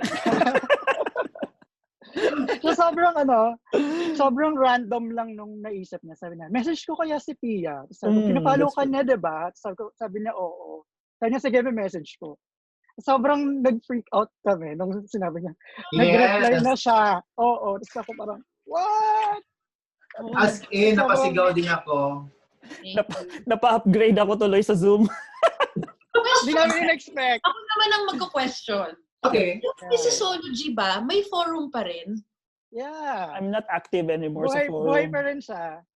Pero mas maraming active sa Facebook. Facebook, Instagram, right? Nowadays, yeah. Most of the former, yung mga medyo kilalang forumers, nasa Facebook na sila. Pero ang dami pa rin, even for foreigners, mas marami na ngayong foreigners sa forum. One thing which is good with the forum kasi kung minsan may mga juicy tidbits sila dun na pwede nilang we are not sure whether they are true or not, pero they're feeding us something na which eventually becomes helpful in dishing out for real information. Kasi there May confession ako. Meron akong account dati. Okay. Ayan, confirmed na. Confirmed. Almost all girls have an account. Oh. Pinag-usapan namin to ng mga girls one time. Sabi ko, guys, yung to, tapos na rin naman magkaamin na tayo. May mga account kayo, no? Pero lahat nagbabasa. merong kwento yung friend ko who was working in David's salon. Parang nagpapaayos daw na isang binibini title holder. Tapos na may iPad. Pagtingin daw niya ng iPad, nagbabasa sa forum. Talaga? Ako ba yun? Yeah. Hindi ko alam kung ikaw. Pero parang ang naalala kong kwento niya, either Janine or ikaw. Baka isa nga sa amin. Kasi, doon ko nalalaman kung malakas ako Alam mo, I mean, doon mo malalaman yung stand mo sa competition, di ba? Like, if you're a favorite, if you look like you're gonna win, ano, malakas ka ba or hindi, ano ba yung chismis na lumalabas. Like, some of the mga blind item nun, ang klase din. Daming mga blind items sa totoo lang. Hanggang ngayon, di ko pa rin alam kung saan nila nakukuha ang mga yan. But they are... may mga ano talaga, may mga sometimes I think may mga staff ng Miss Universe I think who is a member there. Feeling ko lang. Yeah, me too, I think. I have a feeling na Miss Universe staff gumagawa lang ng ano. Even mga members ng pageant camps, meron silang account. Ay, yun. Sure ako meron yun. Meron yan. Actually, ano lang, sometimes kasi, akala nila bashing lang nandun. But it's a way actually para ma-motivate yung girls at alam niya yung dapat i-improve pa sa sarili niya. Nandun din yung mga ganung bagay. Yeah. You think before you click talaga eh. Remember, the truth is, you know, words hurt. Nakaka-hurt naman talaga yung mga pambabash. Pero I really think it's a matter of perspective.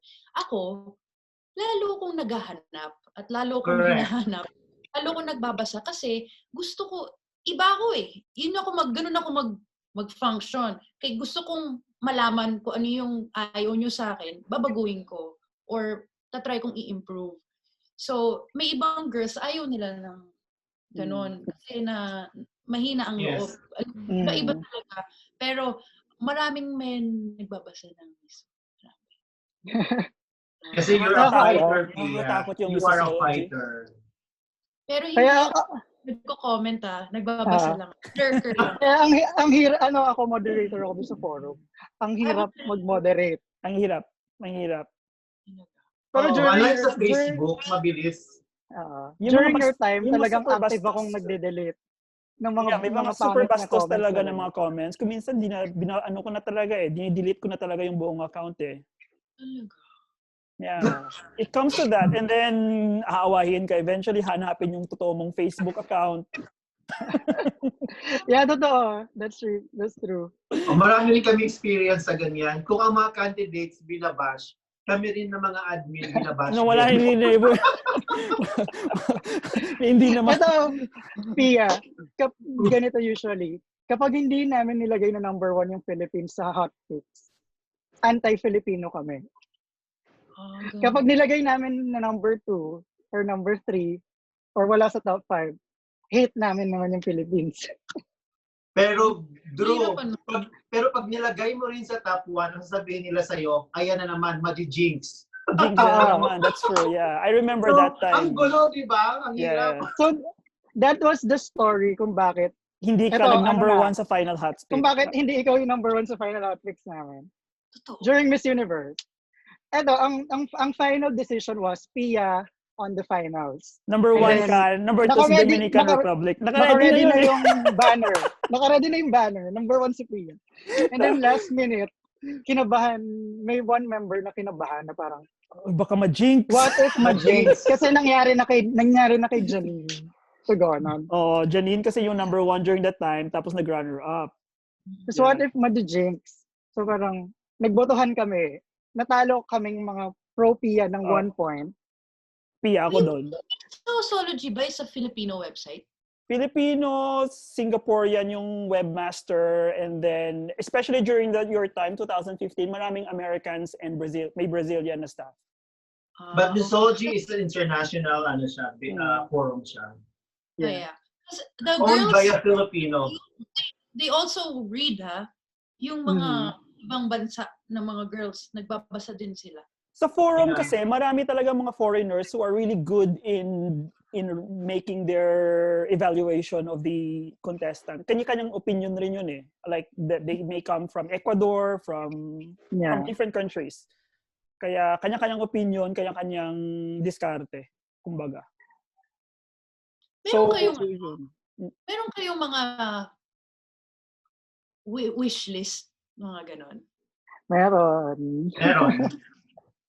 Meron din kayo list of mga nasayang or parang dapat nag-place talaga to kung nabigyan lang ng chance. Yes. If only she were there, may mga ganyan. Yes, if only she were there. May ganyan. Actually, Pia, meron kaming working papers for the selection of mga hot picks. May ano yun eh, may Tabulation, point, may working tabulation. papers. Yan like, by the way, you don't know, Amir, by the way, is a certified public accountant. He works at the Commission on Audit. Yan. So siya yung, professional siya yung yan. taga-tabulate. Siya yung taga-tabulate. Kaya pag mag-tabulate ako ng bet ko, medyo, ano ba to? Bakit number 2 lang? Kung pwede lang dayain, di ba? Deliberation talaga siya. So minsan parang sasabihin ng iba na may favoritism, pero deliberation talaga siya. Especially with Miss Universe talaga. Most especially with Miss Universe. Kasi talagang madugo yung labanan palagi when it comes to finalizing the hot picks sa Miss Universe. Medyo mahirap din. Was there a year sa Miss USA in the last 10 years na hindi nyo in-expect yung winner? Bukod sa akin. Actually,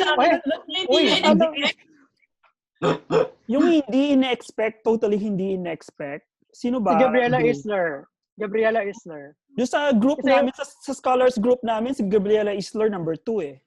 Yeah, pero yung sa Miso official, parang wala siya sa top 5. Number 6 or 7 yata siya.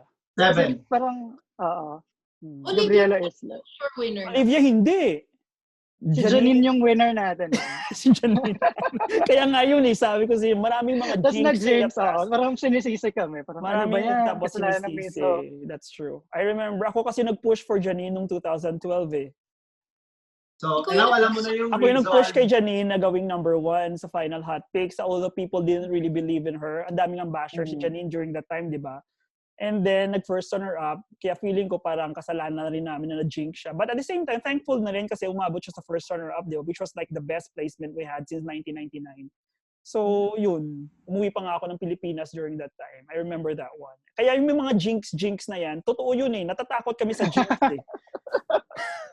Kaya nung time mo talaga, as in, nakipagtalo talaga kami ni Stephen na hindi si Pia dapat yung kasi number 1. Kasi it's between you and Dominican Republic during that time eh. Sabi ko, bakit si Dominican Republic? Wala nga sa top 3 ko si Dominican Republic. The Philippines. Ako si Drew, Philippines din. Pagkatapos, nung nag-tabulate, nako, si Dominican 1 point. 1 point difference. Alam mo, nabangan ko din siya sa top 5. But she didn't deliver during the evening gown. Actually, aminado naman during the evening gown, wala. Hindi siya nag-stand out. Naka-white siya nun, di ba? Tapos red lip siya. Parang ito, na open dito, na white. Ang ganda ng national director na, yung white gown. The white gown gawa daw ng national director niya. So hindi niya the kwento was parang sinabihan siya na ito yung isusuot mo for the finals. Di ba ang ganda ng gown niya nung prelims? Prelims, oo. Yung parang medyo hawig kay Zuleika yung gown niya. Alam mo, mabait yun, si Clarissa. Nung nagkaroon kami ng moment in one of the events ng Miss U, nung kami doon, sponsor visit, nung nagkatabi kami, nagkakwentuhan kami, na-realize ko na, street smart tong babae na to. Matalino at spontaneous, magaling magsalita. Sabi ko, naku, pag binigyan ng microphone to. Sabi ko, nasa watchlist ko siya. Actually, galing. And nanalo siya ng nanalo siya speaking of watchlist, sa Latina. Sorry. Speaking of watchlist, sino sa tingin mo yung pinaka-ano mo doon? Top 5 mo matinding sa kalaban. Dominican Republic. Kung nakapasok so, hindi mo nakita noon si Colombia? Nakita ko din siya. Siyempre, kasama yun. Matik na yan. Matik na yan. Kasi top contender talaga si Ariadna, si Colombia. So, Colombia, Dominican Republic, si Clarissa, kasama siya. Nakita ko din siyempre si Olivia Jordan, USA. Like, an all-American girl, all smiles, diba? Sobrang, siya talaga yung, wow, she's Miss USA. Alam mo yun, mukha siyang Miss USA. Alam mo yun? Diba? Mukha siyang Miss USA. Yung parang masaya naman. Barbie. Parang, yes, USA. Masaya. Sino pa ba? Si France, may dating din. Si Flora Coquerel. Memorize yung mga naalala ko pa. Did you have a chance to talk with Miss Japan? Si Ariana Miyamoto? Kasi very Oo, controversial siya dito eh. She was like the subject or the news everywhere during that time. yeah, nakausap ko siya. Although hindi kasi siya masyadong magaling mag-English. Mm-hmm. Pero nakausap ko siya a few times. Tapos nung nag-Japan ako after ng Miss You, tapos na. Muntik na kaming magkita, pero busy yata siya nung araw na yun. So hindi kami natuloy. Pero magkikita sana kami dyan sa Tokyo. Okay. So in contact pa rin ako with her. Yeah. She's so sweet. She's a mother. Curious lang ako, Pia, sino yung pinaka-best friend mo aside sa roommate mo during your time? Si Vanessa, si Malaysia, at si China. Malaysia. Malaysia, China. Actually, baka mag-post nga ako next week ng throwback ko na sumasayaw kami sa... Meron ako hindi pa na-post ng mga pictures, guys. Tsaka mga videos. Yung meron akong throwback na nagsasayaw kami ng hotline bling ng Drake ng mga nakasayaw. Send mo sa Miso, i-post namin sa Miso. Well, ipapost na lang niya sa kanyang she can post it in her Instagram. Just ko 10 million followers ba naman? I was... Go ahead. Nung Binibining Pilipinas, nung nag-turn over ka ng crown, itong nasa background ko. I was seated at the back of Miss Malaysia and Miss Myanmar. Tapos lumabas ako doon sa video. Yung video na montage sa Miss Universe page. Talaga? Kasi pinapakita na nandun sila. Tapos nagulat ako, may nagsushoot. So pangiti na lang ako. So parang nila yung dito. 2 seconds of fame ko. Lumabas ako sa video na Miss Universe. Tapos nung kinunan ko tong picture mo na to, hindi ko na siya nakikita sa camera kasi umiiyak lang ako. Tapos lumabas ka na dun sa stage. Parang, oh my God. Thank you, PLDT, dahil sa ticket. Yeah, binigyan siya ng PLDT ticket. PLDT DSL. Smart ba yun? Smart PLDT? No, PLDT. PLDT, alright. Guys. For me, that was the best final walk in Binibining. Actually, yes. Naiyak ako nung final walk mo. Sobra. Tumayo talaga ako. Binibining Pilipinas. Yeah. Thank you, guys. That was the best final walk. Oh, kasi online lang palagi eh. Ano ba kasi? Live ka rin, Amir? You were there live? Yeah, I was there. I do, of course. Si Pia lang yung yata nag-final walk na may pa-banda. At live nag-speech. Pero binabasa ko yung speech na yun eh. Kasi kabang-kaba na ako. Actually, may stage fright ako, guys. May stage fright ako. Hanggang ngayon. So, pagka first time kong sumalang sa stage, na kinakabahan ako, nanginginig ako. So, kailangan ko yung teleprompter. Pero ang saya. Ko yun. Even nung Miss Universe dito, nung first na lumabas ka, parang kinakabahan ka pa rin. Yung naka-pink gown ka. Oo. As in, hindi pa rin ako...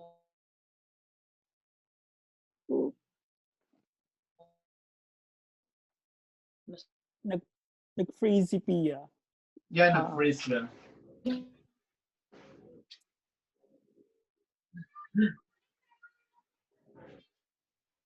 Where's Pia? Nag-freeze siya. Nag-freeze siya. So, I think she has a connection problem. But anyway, siguro when she come back, we will discuss about yung bagong Miss Universe Philippines. We'll talk about it. Okay.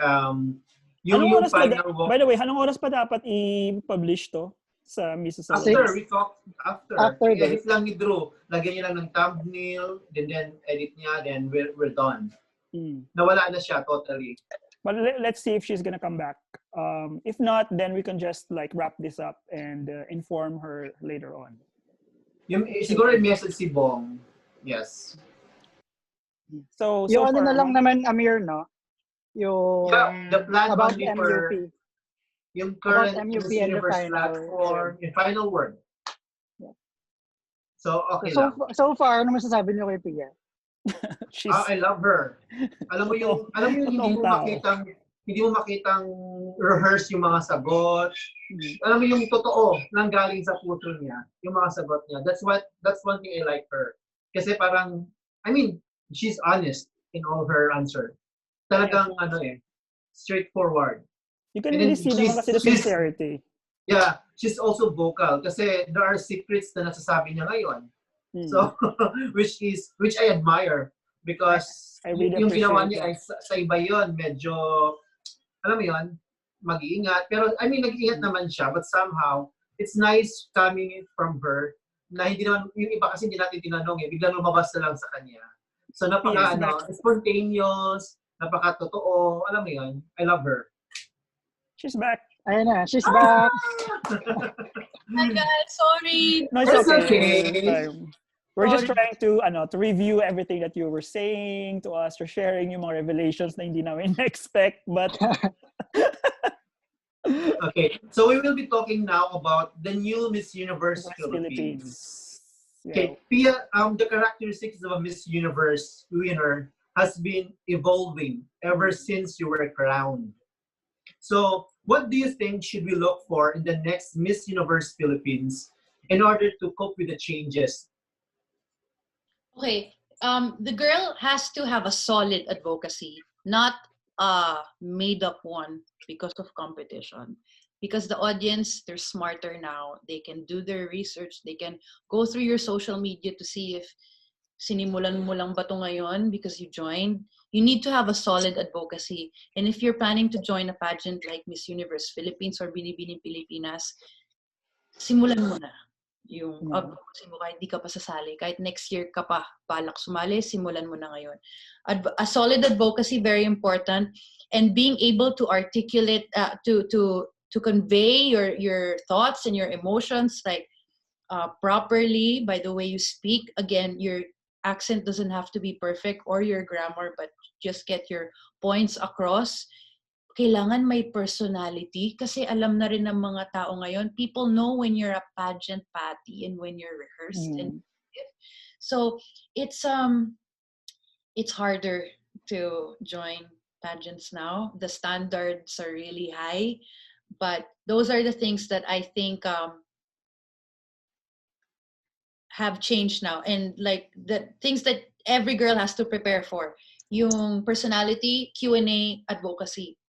Yung tatlo na yun. Because styling, your weight, the way you look, pwedeng baguhin yan eh. Di ba? That's true, yeah. Yung core mo, yung principles mo, advocacy mo, opinion mo, mga beliefs mo, solid dapat yan. So, it should be, dapat buo na yan bago ka pa sumali. Yung mga, sorry. Yes, Drew.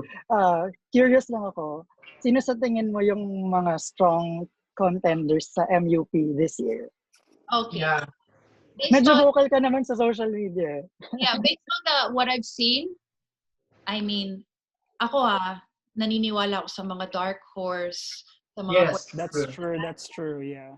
I really believe in them, but right now, matunog si Eliza, of course.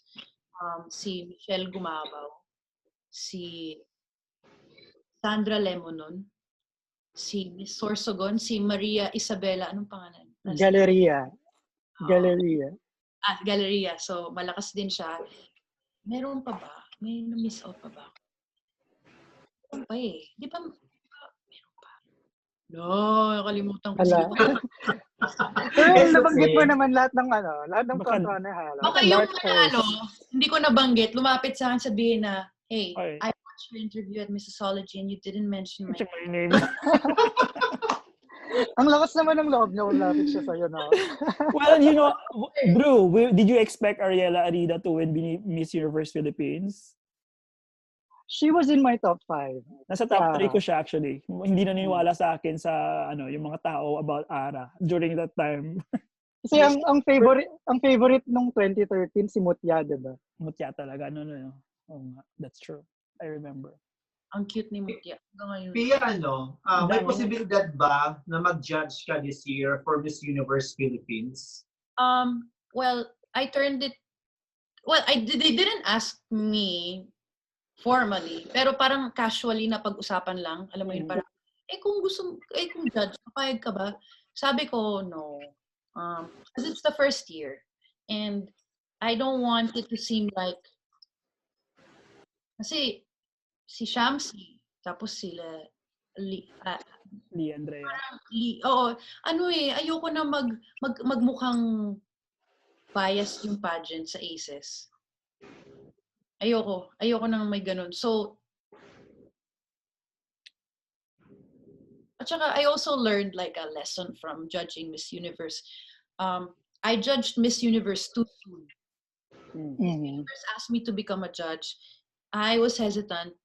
I asked some advice from friends. Tapos sabi nila, sayang, gawin mo, ganun. Pero yung gut feeling ko talaga is no. Kasi masyado pang maaga, kakapanalo ko pa lang. Baka sabihin naman biased ako. Baka pag hindi nanalo si Rachel, isisi sa akin. Pagka nanalo sa akin pa rin isisisi. So, paano? So, I learned a lesson from there. From that time, sabi ko, I'll wait a few more years. Siguro pagka medyo older na ako, tsaka na ako mag-judge ng Binibini or Miss PH. Pero ngayon, as long as I'm still involved in, like not involved, still kind of in the pageant world, I don't want to be, ayoko na isipin ng mga tao na biased ako Kasi fair naman ako mag-score. Pero na-hurt kasi ako nung nabash ako kay Rachel. So ayoko. May curious lang ako, Pia. Kasi gusto ko lang malaman kung ano yung during the closed door interview for Miss Universe. Ano ba, I mean, paano ba yung setup doon usually? I mean, casual talk lang ba with the candidates? So what usually happens is you come in twos. So, kami ni Peru, alphabetical kasi. So kami ni Peru, papasok kami, and then when you go in, there are two long tables that are facing each other, and then each table has like 5 judges. So, patayo kayo sa gitna, back to back kayo ni Peru. Pagka nag-ring yung bell, approach kami dun sa panel of judges. May podium, tapos start na yung rapid fire, 4 minutes Q&A. So, in 4 minutes, you answer as many questions as you can.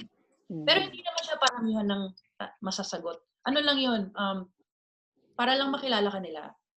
And then after 4 minutes, you switch and then you do the same thing with the other set of judges.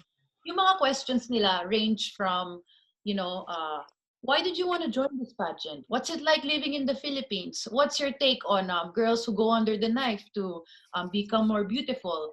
Who do you think is a better leader, a man or a woman? Or how would you describe a beauty queen to a 5-year-old boy? Alam mo yung ganun yung mga questions. Nice one.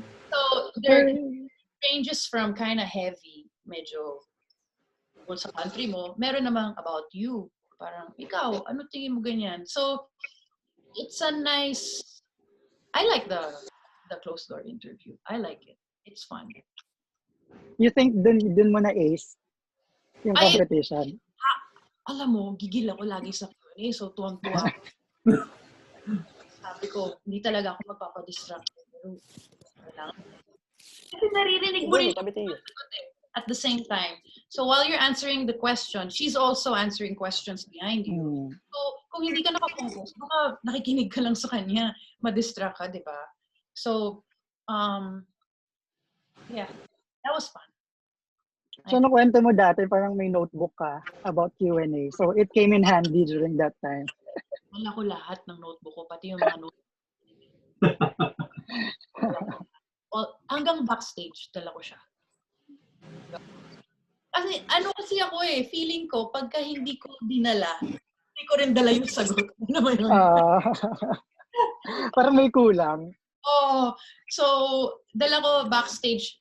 Okay, parang random trivia. Weird stuff I had with me backstage. A box of cookies, rosary, maraming rosary. Saka, yung na-mention ko kanina? Yung mga notebook. Cookies? Yes, and then the notebook, pang notes. Yung cookies, bago mag-Q&A. No. Kasi, pagkatapos na yung swimsuit at evening gown, hindi na makikita yan pag kumain ka. Pero, pagka kumain ka ng sugar or ng anything sweet, especially nag-diet ka na gano'n, diretso, sugar rush ka agad, tapos ang saya mo. Diba? Kakain mo lang sarapan ng kinain mo, busog ka. So paglabas ko ng Q&A, ang saya ko. ang taba ng utak ko kasi kakakain ko lang. Kasi may nangyayari na girls na they prepare so much their diet. Matalino naman, pero dahil sa gutom, nabablanko. Yeah. So it's so important to eat. Because then you can answer the question no matter how much you prepare. Ayan. May natutunan yung mga girls na manonood dito, magdadala ng cookies. Kain ng cookies. May baon ako palagi backstage sa Miss International, yung Coke. Kasi for the, for the sugar. See, it's the same. Oh, ganun din. Kailangan, baka nahimatay. Ay, nahihimatay ba? Yes, always. Sa Miss International palagi. Ang tagal kasi ng pageant. 6 hours. Hindi naman, 5.5 hours naman. Grabe, no? Sorry. Commercial? Hindi kasi kami show. Unlike Miss Universe, we are not like a show. So kumbaga, it's just really a presentation on stage. Wala namang commercial break and all that. And then we are not so concerned about the time for TV broadcasting. Kaya yun, umaabot ng 5 oras. Kaya pala nagdi-dinner na rin yung mga guests.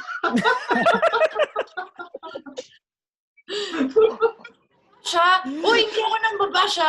Ay, hindi. Totoo naman eh. We are very aware of that. Pero actually, natuwa ako dun sa setting na yun kasi mas kalmado. Nung nanood ako ng Miss You, may dala pa akong flag. Tapos tuwing nalabas si Philippines, nagagagal. Ay, so Miss I pala, Miss I. Oo. Yung mga Japanese. Wala. Di ba? Tapos sa likod, mayroong mga Pilipino doon na.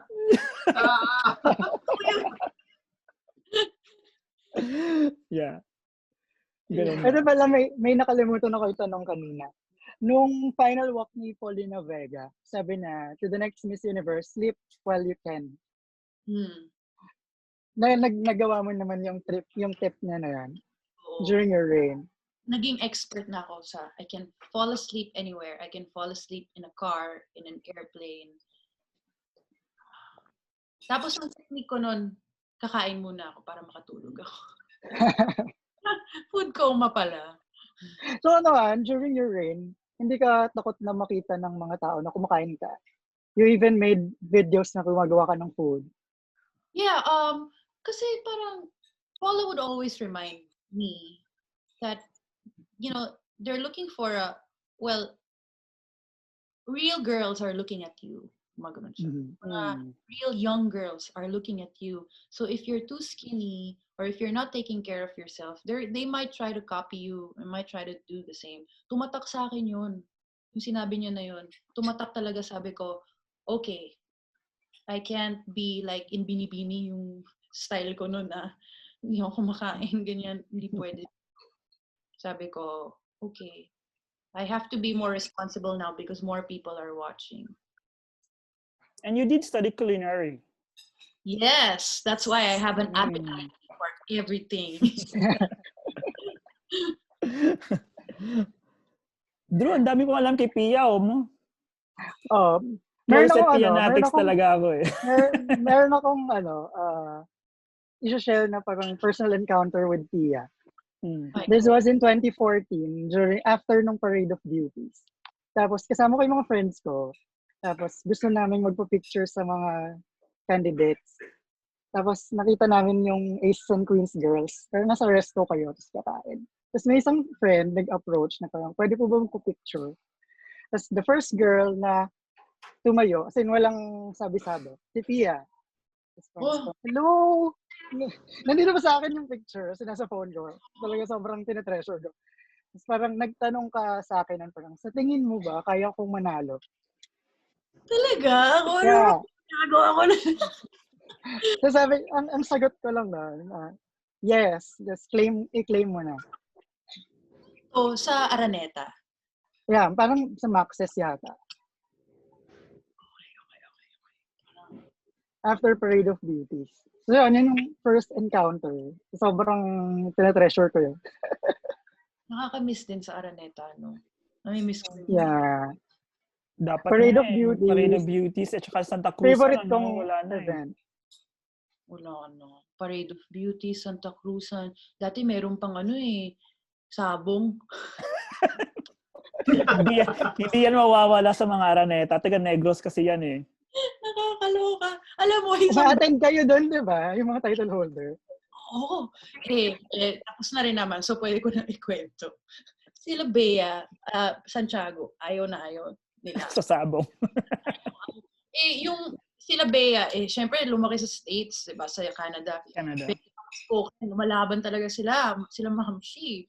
Talagang opinionated, independent women. Tapos si Mutia sabi niya, Pi, iwan, dito ka lang sa tabi ko. Sabi ko, hindi kita iwan. Tabi lang tayo palagi. Ngayon, nung pagpunta namin doon, hindi ako title holder, so hindi ko kailangan hawakan yung mga kailangan nilang hawakan. Sabi, dadaanan namin. Alam niyo ba yung dati, yung standby area, dati sa Gloria Maris, di ba? Yeah. Naging balay. Tapos naging yung cafeteria, yung sa may food court. Yeah, food court. Nakakamiss din. Super. Nakakamiss yung inaabangan namin kayo. Lumabas. Every after event. Nakapila. May number. May number. Ito na yung moment to. Tingnan mo. Ganyan na tayo katagal nag-uusap. Lumabas. Umabot na sa crowd. Umabot na sa crowd. Umabot na tayo. Anyway, do you think we can wrap this up or what? Ito, meron akong last 3 questions. Okay. Yan. Ito, lagi itong natatanong sa'yo, pero what do you want others to learn from your journey from Binibini to winning Miss Universe and now yung mga initiatives mo na ginagawa? Well, I want people to know that I'm not perfect. Yun yung important doon. Even though I became a beauty queen, beauty queen doesn't mean perfection. Kasi it took me a long time. Parang hindi naman perfect yung journey ko eh. It took me a long time. And I made mistakes along the way. There's definitely some things that I could have done better. I could have made better decisions here and there. I could have, lahat naman ng bagay, you always look back and say, oh, I could have done better. I could have done much more. But the thing is, I had fun with it. And ako lahat yun eh. So, I want people to when they see my story or when they hear my story, I don't want them to aim to be like perfect all the time na pag sumali ako, mananalo ko agad kasi ito nangyari sa akin. Ganyan. Parang recognize also the challenges that's gonna happen around you. Parang part yan ng journey mo. So, para sa akin, i-embrace mo na hindi ka nananalo agad. I-embrace mo na maraming bashers.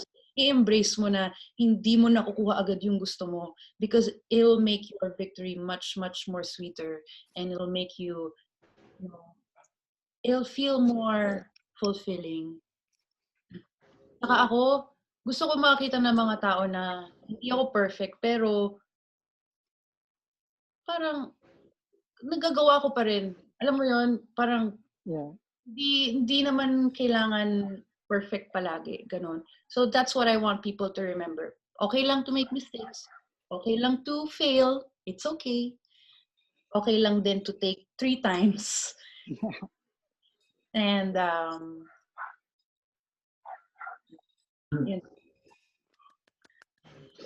Okay. Yeah, Amir. May question ka, Amir? Yeah, my question ako. The moment the moment the crown was placed in your head, you have become a role model to a lot of people. Now, are you comfortable with the lifelong responsibility as a role model? Connecting that to what I said earlier, I actually don't know how I feel about being called a role model for the rest of my life.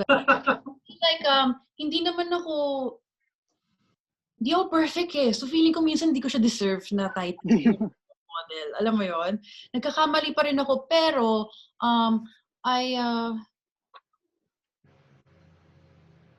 teka, nawala ako sa thoughts ko.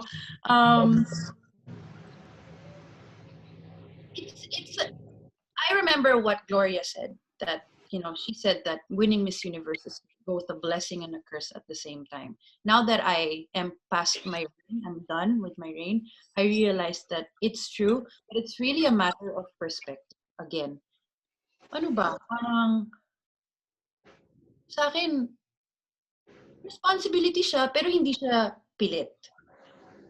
Alam mo yun? Nanalo ko, ito yung identity ko, dito ko nakilala ng mga tao. Pero hindi siya parang, now I gotta do this all my life because of Miss Universe. It doesn't feel like that. It feels more like a responsibility than a requirement. And ito, final question. We always ask this sa mga title holders, either reigning or past title holders. So aside from being Miss Universe 2015, how do you want people to remember Pia Wurtzbach? I want people to remember me as yung makulit na yung tumigil na asaway. I want them to know that if you have a dream and you have a vision and sure ka dyan, don't let go of it no matter what people say. Even if the door shut in front of your face, like, sometimes it will take months, sometimes it will take years. But if you're really sure about your dream, don't let anyone stop you. Alam mo, I know it's so much easier said than done. Diba? Parang ang galing sabihin ni Pia, pero parang hirap kami ikiklay, ganyan. But wala kasing shortcut eh. It's the formula for winning is when opportunity meets preparedness. So, prepared ka, handa ka na, tapos dumating yung chance, tapos nagsama yung dalawang yun, then boom. Ganon. Always practice, always be prepared, hold on to your dream, because you never know when that opportunity. Thank you, Pia. Thank you very much, Pia. And just to, I know, Drew, that you said that's going to be the last question, but this is going to be the super, super last. Pia, like, how do you see yourself in the next 5 years or 10 years? Oh, okay. Make it quick. 5 years or 10 years. 5 years, I hope to still be around, still doing interviews with you guys, still talking about Oh my God. I hope that I am able to pursue the businesses that I'm planning on now. Sana matuloy ang lahat at sana maging successful. In the next 10 years, I hope to be speaking to more girls and inspiring them to making their dreams come true. Kasi nagbago talaga yung buhay ko sa pageants, guys. So I know that it will change the lives of many, many more women in the future. Any plan to enter politics? Oh, wala. No. Pia, sorry. Marunong ka ba mag-Bisaya? Because you're from CDO, right? Cagayan de Oro. Bisaya ba kayo? Ako. Taga Cebu, ako taga Cagayan de Oro ko. Bisaya siya. Iligan and Cagayan. Okay. Minsan ko taga Iligan, nandito siya sa kabilang kwarto. Pero gamay na lang, dili na ako sa storya kayo. Okay. Pero dili na kaayo. Ayo. It's okay. Thank Yes, you Drew. very much. Okay. Yeah, so thank you so much, Pia, for joining us. It's a pleasure. Sobrang, ang tagal namin hinintay, 5 years, para ma-interview ka. Yes, sobra. And we're so happy kasi, alam mo yung parang, sabi nga namin, sure kayo? Papayag si Pia? Kasi inisip namin sobrang busy ka or may mga iba ka pang ginagawa na mas, alam mo yun, hindi namin alam yung schedule mo. So, we give a try. And sobrang thankful kami sa'yo. Kasi ako lalo ha. Kasi binuhay mo yung pageant life sa Pilipinas talaga. I mean, like, you made it, you made the impossible possible. And you made people believe in the beauty of their dreams. Ako, final word ko, a lot of names na makikilala pa, faces na makikilala, pero hindi makakalimutan ng Pia Wurtzbach. Yes. At higit sa lahat, sobrang happy ang mga Pianatics sa'yo kasi never mo silang kinakalimutan. Kaya sobrang love ka mga fans mo. Sobrang love ka. Ikaw yung tipong beauty queen na after ng pageant, hindi nakakalimot sa mga nagsusupport sa'yo. Yan ang hinahangaan ko sa'yo. At sana we continue that. Ang bongga nung party, Christmas party nyo nung last time. May dance number ka. If ever my Christmas party this year, I promise atin ako kung invited ako. Nakausapin ko na si Angel at si Dari. Yes. Thank you very much, Pia. Thank you very much, Drew. Thank you for your time. Thank you, Amir. Thank you for your Thank time. you. Really And we will have a appreciate selfie after this, right? it. I will stop recording and then we'll have the selfie, okay?